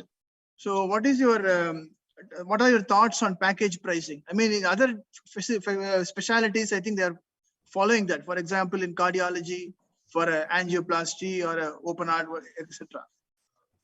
Yeah, so thanks. Great question, sir. We thought through that, especially with regard to Ayushman when it comes in. This is the moot point which we'd end up doing. The only way to answer in my mind, I mean, I'm sure somebody else may have an idea about that, would be to look at your past 10 or 20 or 30 recent AMLs and look at the standard deviation there. That variance of standard deviation of 2 standard deviation here and 2 standard deviation there. We have to go very clinically and statistically if we have to go. That's the only way we can answer it and say that this is the variation, it can happen. And if that upper bound of the variation crosses the highest limit, you cannot, and you have to say these are the percentage of variance. So then you'll have to cut it as, you know, on the right side of the this thing and say I will take 1 standard deviation or 2 standard deviation as my cutoff of bundle price or package price. That's any other thoughts, I'll be more than happy to hear. I mean, any other way of addressing that problem. Comments, please. I don't think anyone is doing it so far. Has anyone tried? package price for AML, it is impossible because of the variability in which they present. So unless you so what happens then is, for everybody, you're going to charge a much higher price, which may be 20-30% more to accommodate for the unexpected events on somebody else. Thank you. So Dr. Hemant, next question. So like a wonderful talk, Joseph, very, very close to my heart and really enjoyed it. I put it on the chat box. I think it should be engraved in stone and put at all cancer centers. And, when I see like my young colleagues, treating patients on ventilator with checkpoint inhibitors, it really, really pains me. So my personal take is that self-regulation in our country is difficult. And, considering the cost benefit analysis, which even the most advanced countries are doing today, do you think that it is time that the government enforce this on us, like something like the NICE criteria? It should be implemented per force that every single patient of myeloma, you will not use daratumumab upfront. I see a significant difference in treatment of a patient who is a CGHS beneficiary and who has out-of-pocket treatment. Like why should there be a difference in approach, a difference in treatment? Over to you. Thank you. Yeah, so this is a battle and the tension always we have, right, in terms of the decision making at this point. I agree that, sir, at the end of the day, NICE like organizations should be there who would evaluate, and the government has started some approaches there. There are very few people in the country today well equipped and knowledgeable to do this on a larger scale, because you have to do it for multiple items. So having said that, I take the point completely that it must be there. But on the other hand, the challenge which we have there is, because our out-of-pocket expenditure is 60%, will come a situation, how can government say, I should not ask for this treatment? So that's one aspect of it when it's come to out-of-pocket expenditure. But it is very important that the ECHS and CGHS, ESI or ECHS patients, it is a taxpayer's money. Therefore, there exists a situation where we must impose that. Otherwise, the patient's party will say, keep him on ventilator, continue what you have. The hospital is biased because they can make more money out of that. So it is a situation where a cumulative disadvantage will come to the taxpayer. So it is very important and high time that people, that's why awareness increasing, will come back and say for ESI, ECHS, there will be capping. If the outcome is less than 20%, don't even attempt it, because then you can have opportunity cost can be argued for that. Sir, can I be permitted to ask extension questions very quickly? You told us that you have plenty of time. Go ahead. So Joseph, as a, like an extension, do you think that a WHO like essential drug list is the solution? And the second thing is, can we impose on the industry, as they do for CAR T cells in the US, that if there is no response, there'll be no payment to the industry? Just these 2 points. Can your thoughts on that? I know these are complicated issues. Nobody has any answers, but your thoughts on that. So pay for performance I don't think right now we are there to kind of look at it, because then comes a whole lot of other aspects of accreditation, the facility, do you have the facility there, etc.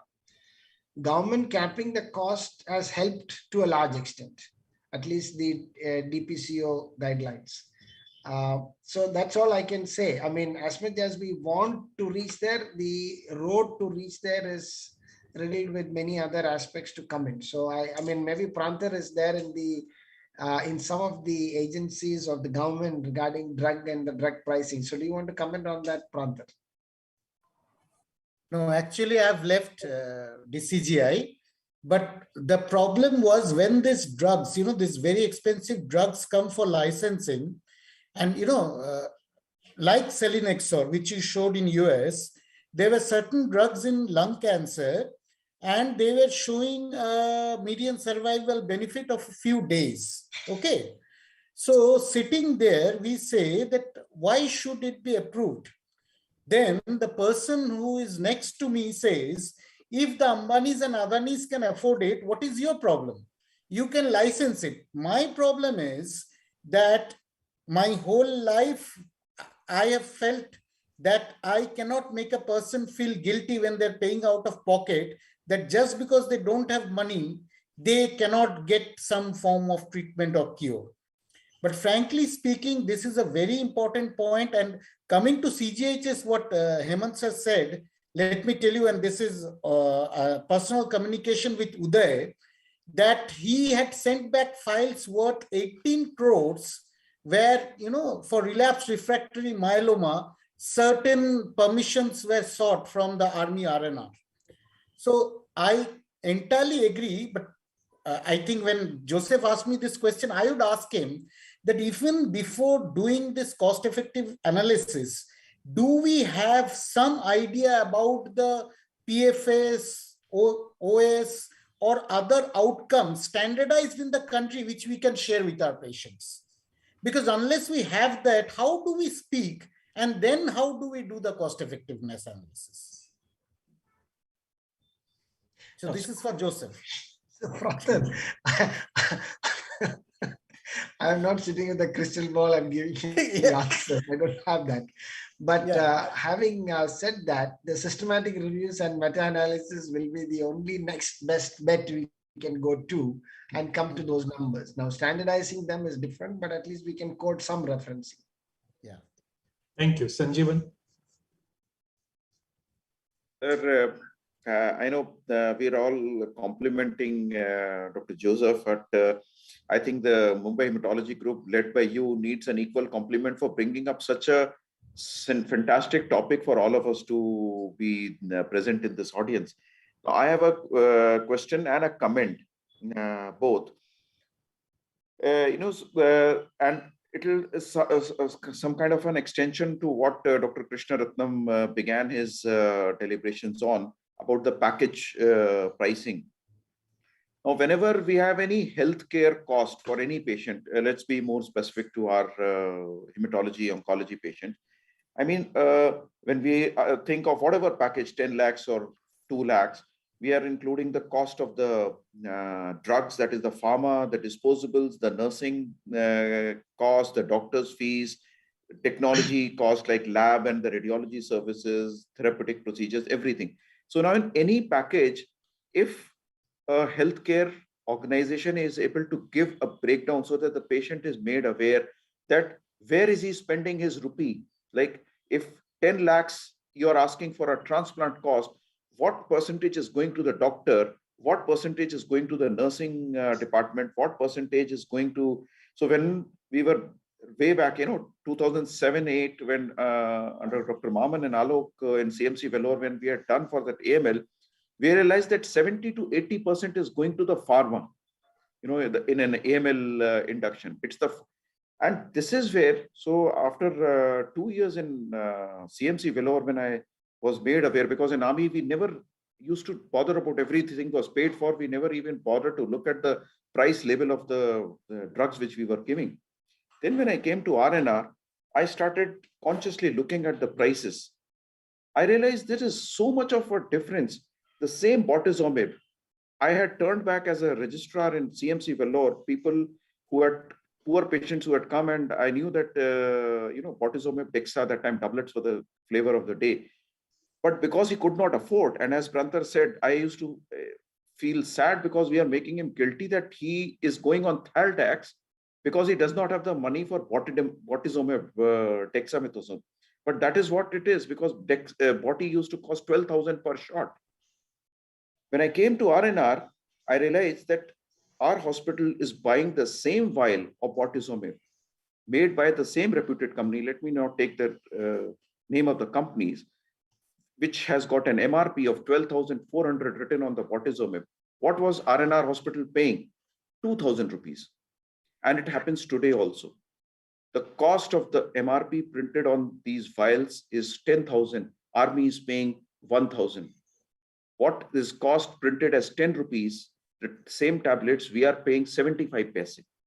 So then I started wondering why same company, it's not that we are buying some local or unbranded, same company is selling that same amount to a patient for 12,000 rupees, but he's willing to give to an organization like CGHS and ECHS for 1,000, 2,000 rupees. They didn't have a clear answer. So I think this large unregulated pharma sector in our country, and I'm not in a position to say that whether the government should regulate that if you are supplying a particular drug to any organization, whether it is CGHS or ECHS, for 2,000, you should be sued if you write 12,000 at the cost.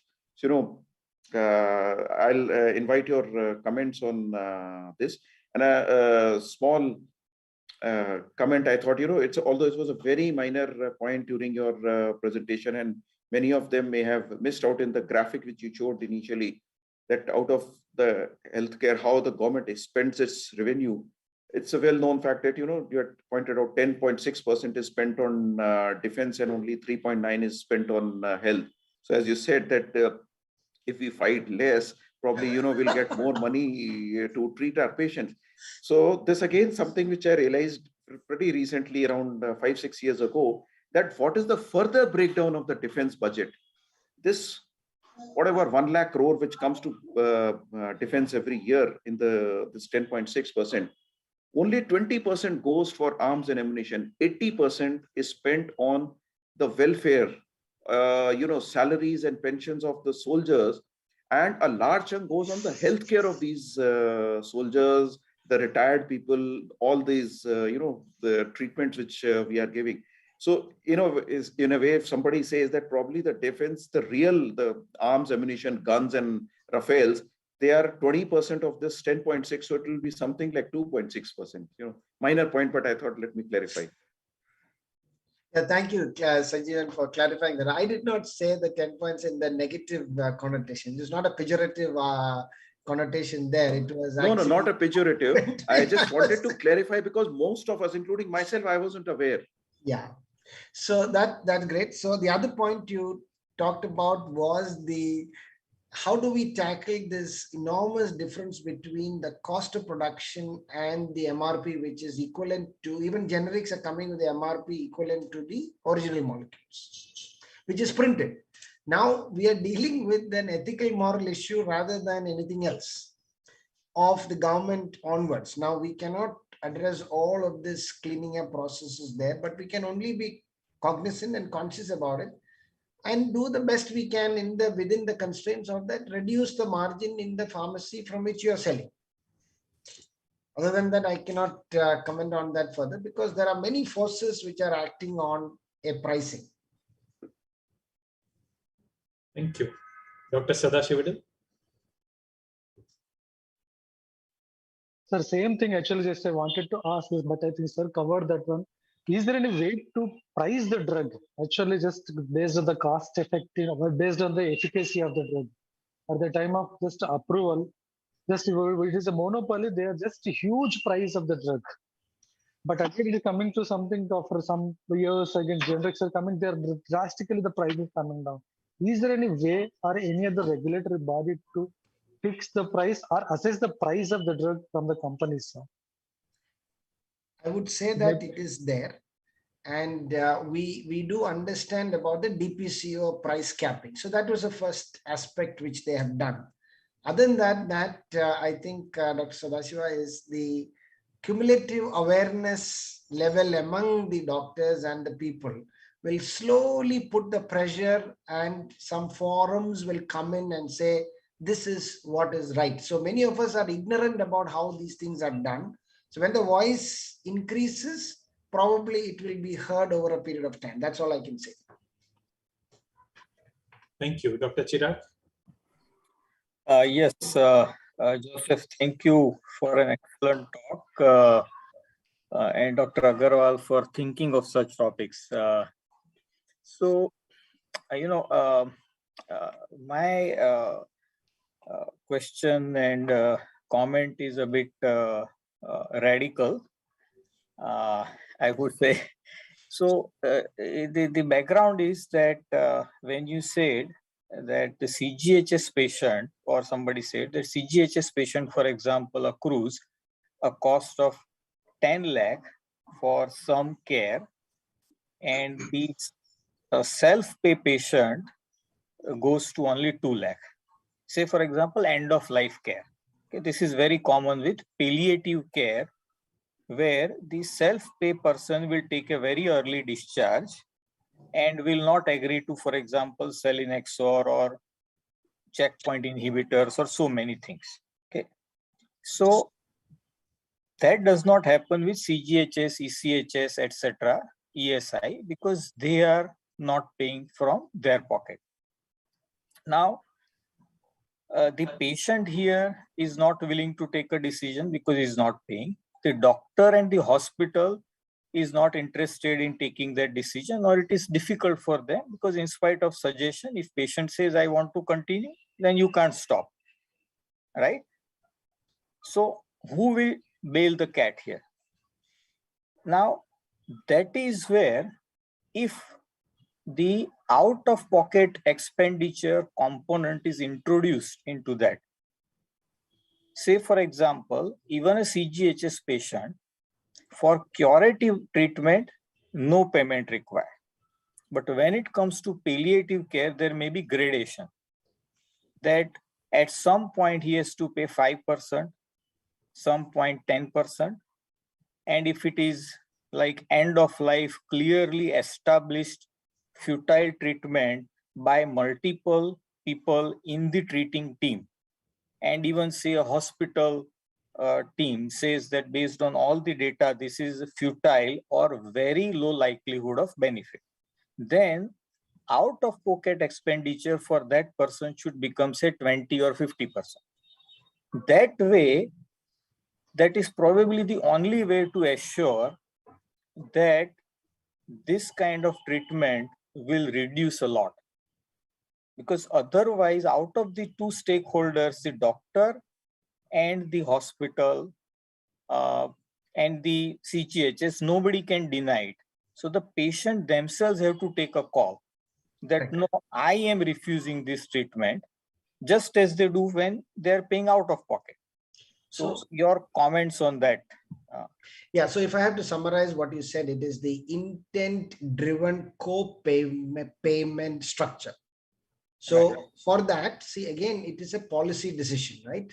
And the policy decision can happen by similar thinking people within the group who would make a policy. And I think that's the way forward. I'm hoping that by further discussions like this, it will come to a point of inflection point where enough momentum is created where the intent-driven payment structure is done, and therefore they will themselves will record. Basically, you're putting a skin in the game. If you don't have a skin in the game, they'll say somebody else is paying, I'll enjoy the payment. When you mentioned about CGHS, there is an important aspect to also bring in. CGHS rate for a private hospital, they will pay, say for example, CBC is 30 rupees or 40 rupees, CGHS rate. It's a government hospital charges this much. But for a private hospital like ours, they will say, we will give you only 30 to 40. You, in your normal charges, maybe 150 to 200. But please understand that in a government hospital, the infrastructure and the salary is paid by the government. 80% is the salary proportion for a teaching institute or an academic institute for 1,500 crores or 2,000 crores, which is given. 80% is for the salary. Yet, when it comes to a private hospital, CGHS rates are only 30%. That also there is a disparity on the other side. I mean, CGHS will not have that problem. Usually the ESI, ECHS is the one which go onto the ventilator for, multiple times. Okay. Thank you. Thank you. Dr. Dharma. Joseph, nice talk. I just want a few comments and then your comments will be needed. Other than the drug cost, what is more in our hemato-oncology or medical oncology, the investigation cost, and most of the time, sometimes unnecessary, genomic study or whole genome sequence or some molecular marker which has no relevance to the care. So that has a very additional cost. And the cost of supportive care. When we have looked at even the corona timing, probably the Covishield and Remdesivir may not have been that expensive. Then people are eating vitamin zinc, D, C, the additional cost which goes on. Probably the many patients come, the AML, they're eating posaconazole for 6 months or 1 year. Nobody's stopping that. So one has to, self-judgment, self-aware, what is the best for patient. So I think we should introspect self, what is desired, what you can add. So if a physician is conscious enough, he can save the 20% of the cost of the treatment. And I think we should not give the false hope. Many of the treatment is just given on the hope of the false hope that I can cure. So I just need your comment. So you're absolutely right on that. The question we ask on a regular basis is, do I need to send CVC, RFT, LFT, electrolytes on a daily basis, or I can make it once a week? That is the first thing, as we have to curb on the investigations, as you said. I would also say that it is much more cognitively demanding to treat a poor patient than a rich patient, because you have to decide whether should I send that sample today and predict the hemoglobin drop and the platelet count so that I can wait for after 3 days, 4 days. Can I give a platelet or not platelets? It's more demanding on each one of us to treat a poor patient, as you rightly said. Of course, the genetic testing is there. Just because it is there, we did not send it, and we use our judiciousness in using that. And as you said, I mean, the common theme which is coming around is the collective consciousness of the team about the cost itself. And that will self-regulate itself, which I would say, till the legal, we don't have to wait for the legal stuff to come in there. So, many times in the oncology, there's cost of 4 lakhs genomic testing or, 5 lakhs, which has no relevance to that. Absolutely. So we need to ask the question, so what, then what? Yeah. And many times that's like serial monitoring of galactomannan, procalcitonin every alternate day. That is rampantly increasing the cost. Yeah. So that's center-wise, we have to make that call. Thank you, Dharma. Dr. Annie?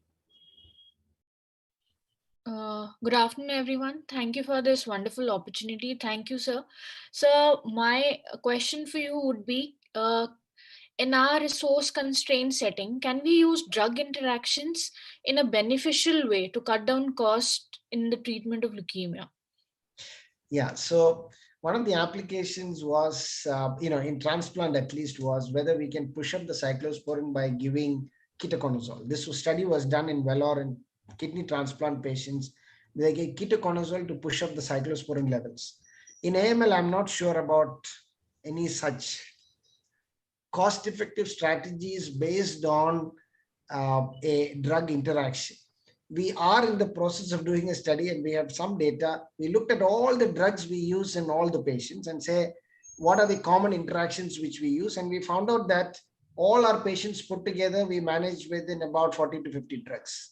And now we are in the process of analyzing what are the commonly used drugs. But if you have any thoughts on using interactions to push up the value, say, for example, if you want to give midostaurin, can I give something else to inhibit the metabolism so that I can reduce the dose of midostaurin? I don't know anything about that in AML. In the transplant setup, this is the example which I say. Okay, Joseph, if quickly, venetoclax and voriconazole, I think most people are doing that. Which one? Which one? Venetoclax and voriconazole. Venetoclax and voriconazole. That's right. That's right. Indirectly, that is happening. That's right. Yes, you're right.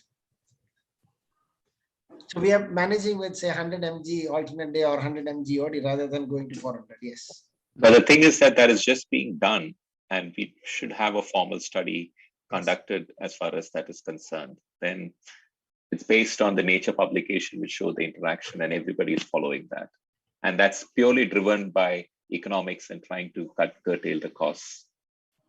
So not only that, you will have to have drug levels for some time. Yes, yes. Be absolutely sure that what we are doing, we are not pushing it to the other side. Right, right. Dr. Hari and Dr. Subhash, this has been formally studied by the Australian. Dr. Andrew, we presented the data, and this has been uniformly practiced now across the Western world. So venetoclax and voriconazole is a classical example where venetoclax dose can be reduced by 50%. And it's not. So no, my question was, there is clearly that interaction which was published in a very elegant study that was shown in the Nature publication. And I think we are valid in doing it, but it would be nice to do that in our setting and prove it also. Yes. So, sir, we might be handling the drugs differently. Actually, when you are using Yes. drug interactions, Yeah, then you have to have that kind of a data. That's the only aspect left, but otherwise it has been clearly shown what should be the dose of venetoclax with which particular azole, etc. 100 milligram, 200 milligram, 300 milligram of venetoclax, and on this side, posaconazole, voriconazole, etc. So this has been very well studied. I don't know if it will be ever studied in India in that depth. So you may never have patient-specific or country-specific data. We have to move on. Dr. Dinesh. I was just giving a suggestion. What is happening, the way we were talking, the prices in the hospital, like charging on MRP and getting it at a very cheaper price. And even the drug companies, when they go to DGCI, the cost is huge. I think we don't have the good patient support groups. Means if you see a Western world, they have a very effective patient support group. We have a few patient support groups, but they are not very effective. At least demanding some control on the prices. Yeah, that will be a good idea if we can have that. Okay, so next is Dr. Hari. No, it's more of a comment, and I think when we are talking about making every penny count over in this thing, I think there has to be a sense of discerning attitude even from the clinicians, because sometimes, as Dr. Hemant Malhotra rightly said, unrealistic expectations provided based on some data which the FDA has produced, because we even have history of FDA approving a drug in lung cancer, for example, which just provided in the whole analysis of a 1-day survival benefit. So I think there is a great role for the physician and the clinician also to play in terms of being judicious and about giving the expectation. Sometimes I know there is a defensive attitude as far as medicine is concerned, and especially when we're talking about somebody paying for the money, like paying for the treatment, like CGHS, the patient does not bother. He's only looking at how it has to be, how his treatment can be continued, and somebody is paying for it. But if we were to have a board or something in the hospital or something to say that, okay, if we are going to have this kind of a survival, this is the thing that may be offered for the patient. Otherwise, it cannot be done. And this is also something that we are employing. For example, what we are doing as far as the Cancer Cure Fund is concerned, which many of us would be recipients, or many of the institutions are recipient of. Unless you have a survival of, say, 50, anything above 50%, you are not going to get funded for that treatment. So there has to be some policies that have to be very carefully looked into, implemented, and like how we have in the NICE policies, where even today, lenalidomide, I don't believe lenalidomide is freely available in the UK for first-line therapy for multiple myeloma. But I wouldn't say that you should be that extreme. But then there has to be a great role for the physician or the clinician to play in terms of not giving unrealistic expectations to the patient, because at the end of the day, on the other side, the patient only wants the patient to get treated, and it doesn't matter for him who pays for it. Thank you. Any remarks, Dr. Joseph? No, so I absolutely agree with that. I mean, this is an extension to what Dr. Chirag was saying. Ultimately, the policies have to be framed based upon what is possible and what is collectively agreed upon. Thank you. Dr. Ketan? Thank you, sir, for the wonderful lecture. And thank you, everyone. Sir, I am again seeing you second time. First time I had seen you when you had come to take my seniors examination at KEM Hospital.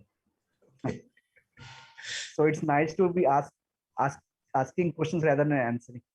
So I just wanted to ask, I as a resident facing this situation, relapsed AML, relapsed ALL patients, they have come second time after relapse. Now they don't have any money. They don't have money to eat.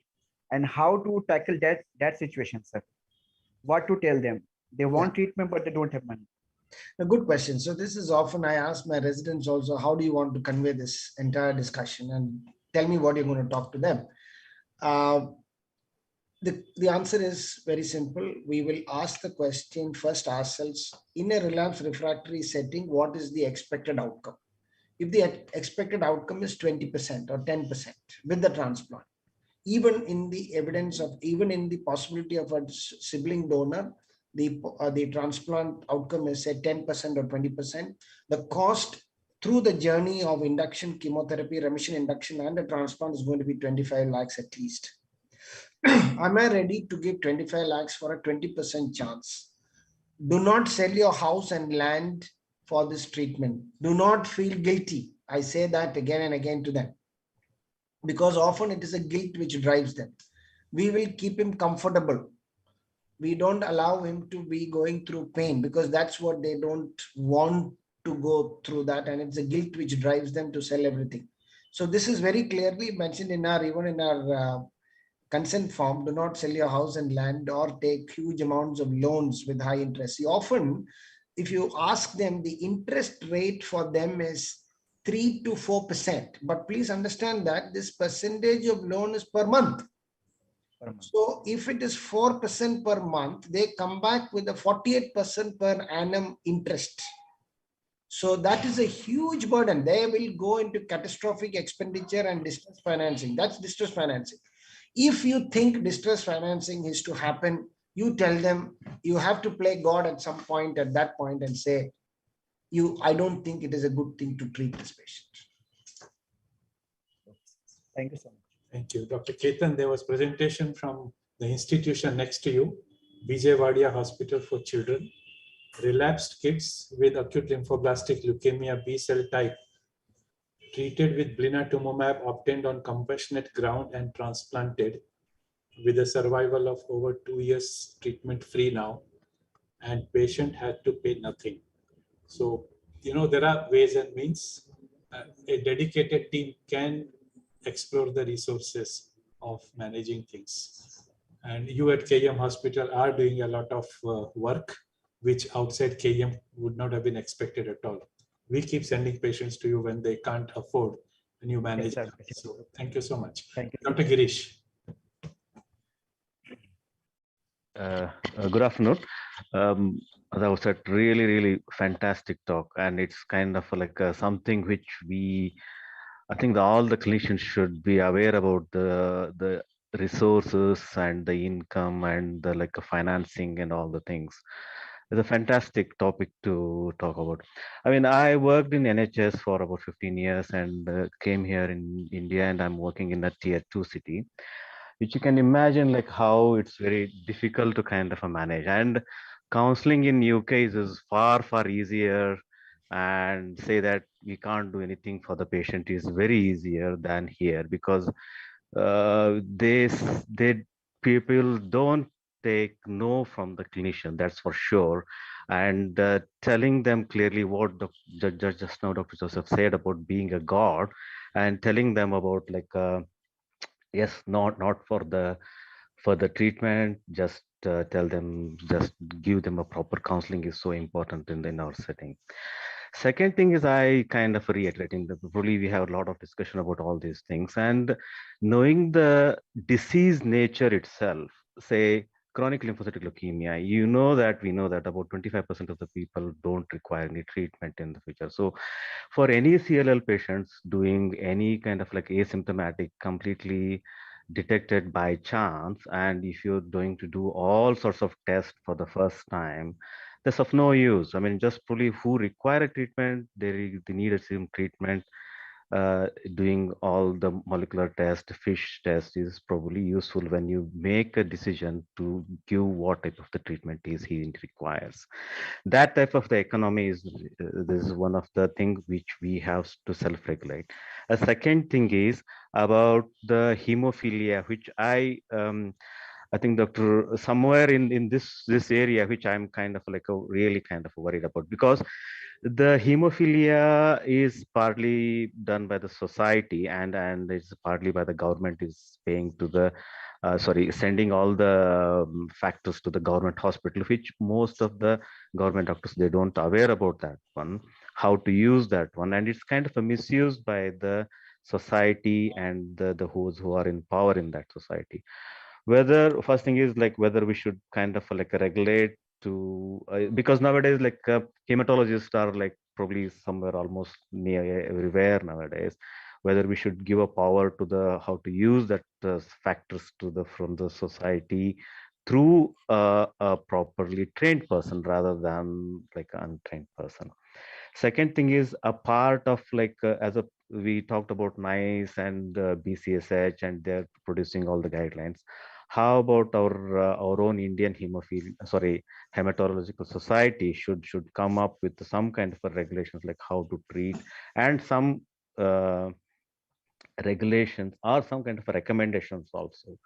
I think that's my kind of a comment, and it's really beautiful topic to discuss, and I don't think any end for this discussion. That's my comment. Thank you. Joseph, any response? Yeah, I mean, I agree with you. That is you have posed various aspects. One of it is to create a body which policymakers, yes. As I said, the collective consciousness and awareness is going to lead us there. Hemophilia, right now, it is the factors are the rights to the government hospitals only, but we can be catalyst for training them. So that's what exactly we have done. We don't get any free factors from the government, but HFI gives us some, but we train them and say, you go and do. That's what we can do right now. And once the trust improves, they will probably send the factors with the patient to do the surgery or do whatever. I mean, ultimately, if our goal is to reach the patient, I think whichever means it is reaching there, it is good enough. Sure. Thank you. Thank you, Girish. So we have one question in the second round, Dr. Dinesh. I was just saying we should give some credit to our generic pharma, our Indian pharma. Absolutely. So you are actually denoting to the competition in the market, which is called the monopoly, oligopoly, and polypoly. So we have the polypoly market now, which is competing each other. The Adam Smith's invisible hand will regulate these figures there. So it is absolute evidence is to say 20 years ago, the transplant costed us 10 lakhs. After 20 years, it is still 10 lakhs, which means that this was worth 30 lakhs at that time. I mean, it is now 30 lakhs, which was 10 lakhs. If you look at the inflation, it is almost that projection there. So actually, the cost has become 1/3 in the country today for treating hemophilia or hematology patients. Factor cost, which was 32 rupees 10 years ago, is now 8 to 10 rupees. The competition has made it happen. So I think we must, as you said, we must give the credit, and I'm happy that the more and more Indian companies are coming up that will self-regulate to a large extent, as long as we are not greedy. Thank you. There is no other raised hand. If anybody has any question or comments. If none, then on my behalf, on behalf of MHG, I thank everybody and now hand over the dais to Mr. Ashish. What a session and discussion this has been. It started with Dr. Shyam Agarwal inspiring so many clinicians today for having perseverance, patience, patriotism, and improving health outcomes by more research with available resources. And then came Dr. Joseph Jones' session. And though he had put a disclaimer that he is not an expert, but I'm sure he surely showed a part today to so many health economics, on so much on health economics. He shared challenge our country faces with 2.2% only on health budget spend, and challenges the patient faces with catastrophic health expense, which he mentioned. He talked about the evidence to decision concept and framework for 5 different types of decision. His words on cost-effective analysis and cost utility were thought-provoking. Through multiple myeloma scenario, he so well explained the decision-making in hematology practice. Thank you, Dr. Joseph John. I'm sure you'll get so many invites now on this topic. And as you said, this topic needs to be discussed more often, and it was really insightful. Thanks to all the eminent faculty for a wonderful discussion, and not to forget our respected virtual delegates who joined us today afternoon. We at Zydus sincerely thank MSG and Dr. M.B. Agarwal for giving us this opportunity for supporting a webinar on such a relevant area. Though a lot of pharmaceutical pricing was discussed, probably not the right time to put our perspective, but maybe on some other forum, which is being practiced every moment by most of the clinicians in a resource constrained setting. Professor Dr. M.B. Agarwal, sir, your untiring efforts to create such platforms will surely improve the hematology care. Thank you, sir, and thank you, everyone. Enjoy your Sunday. Take care. Thank you, Ashish, for supporting us, and bye-bye to everybody. Have a wonderful lunch with your family. Bye-bye. Okay, bye-bye. Thank you. Thank you very much. Sir.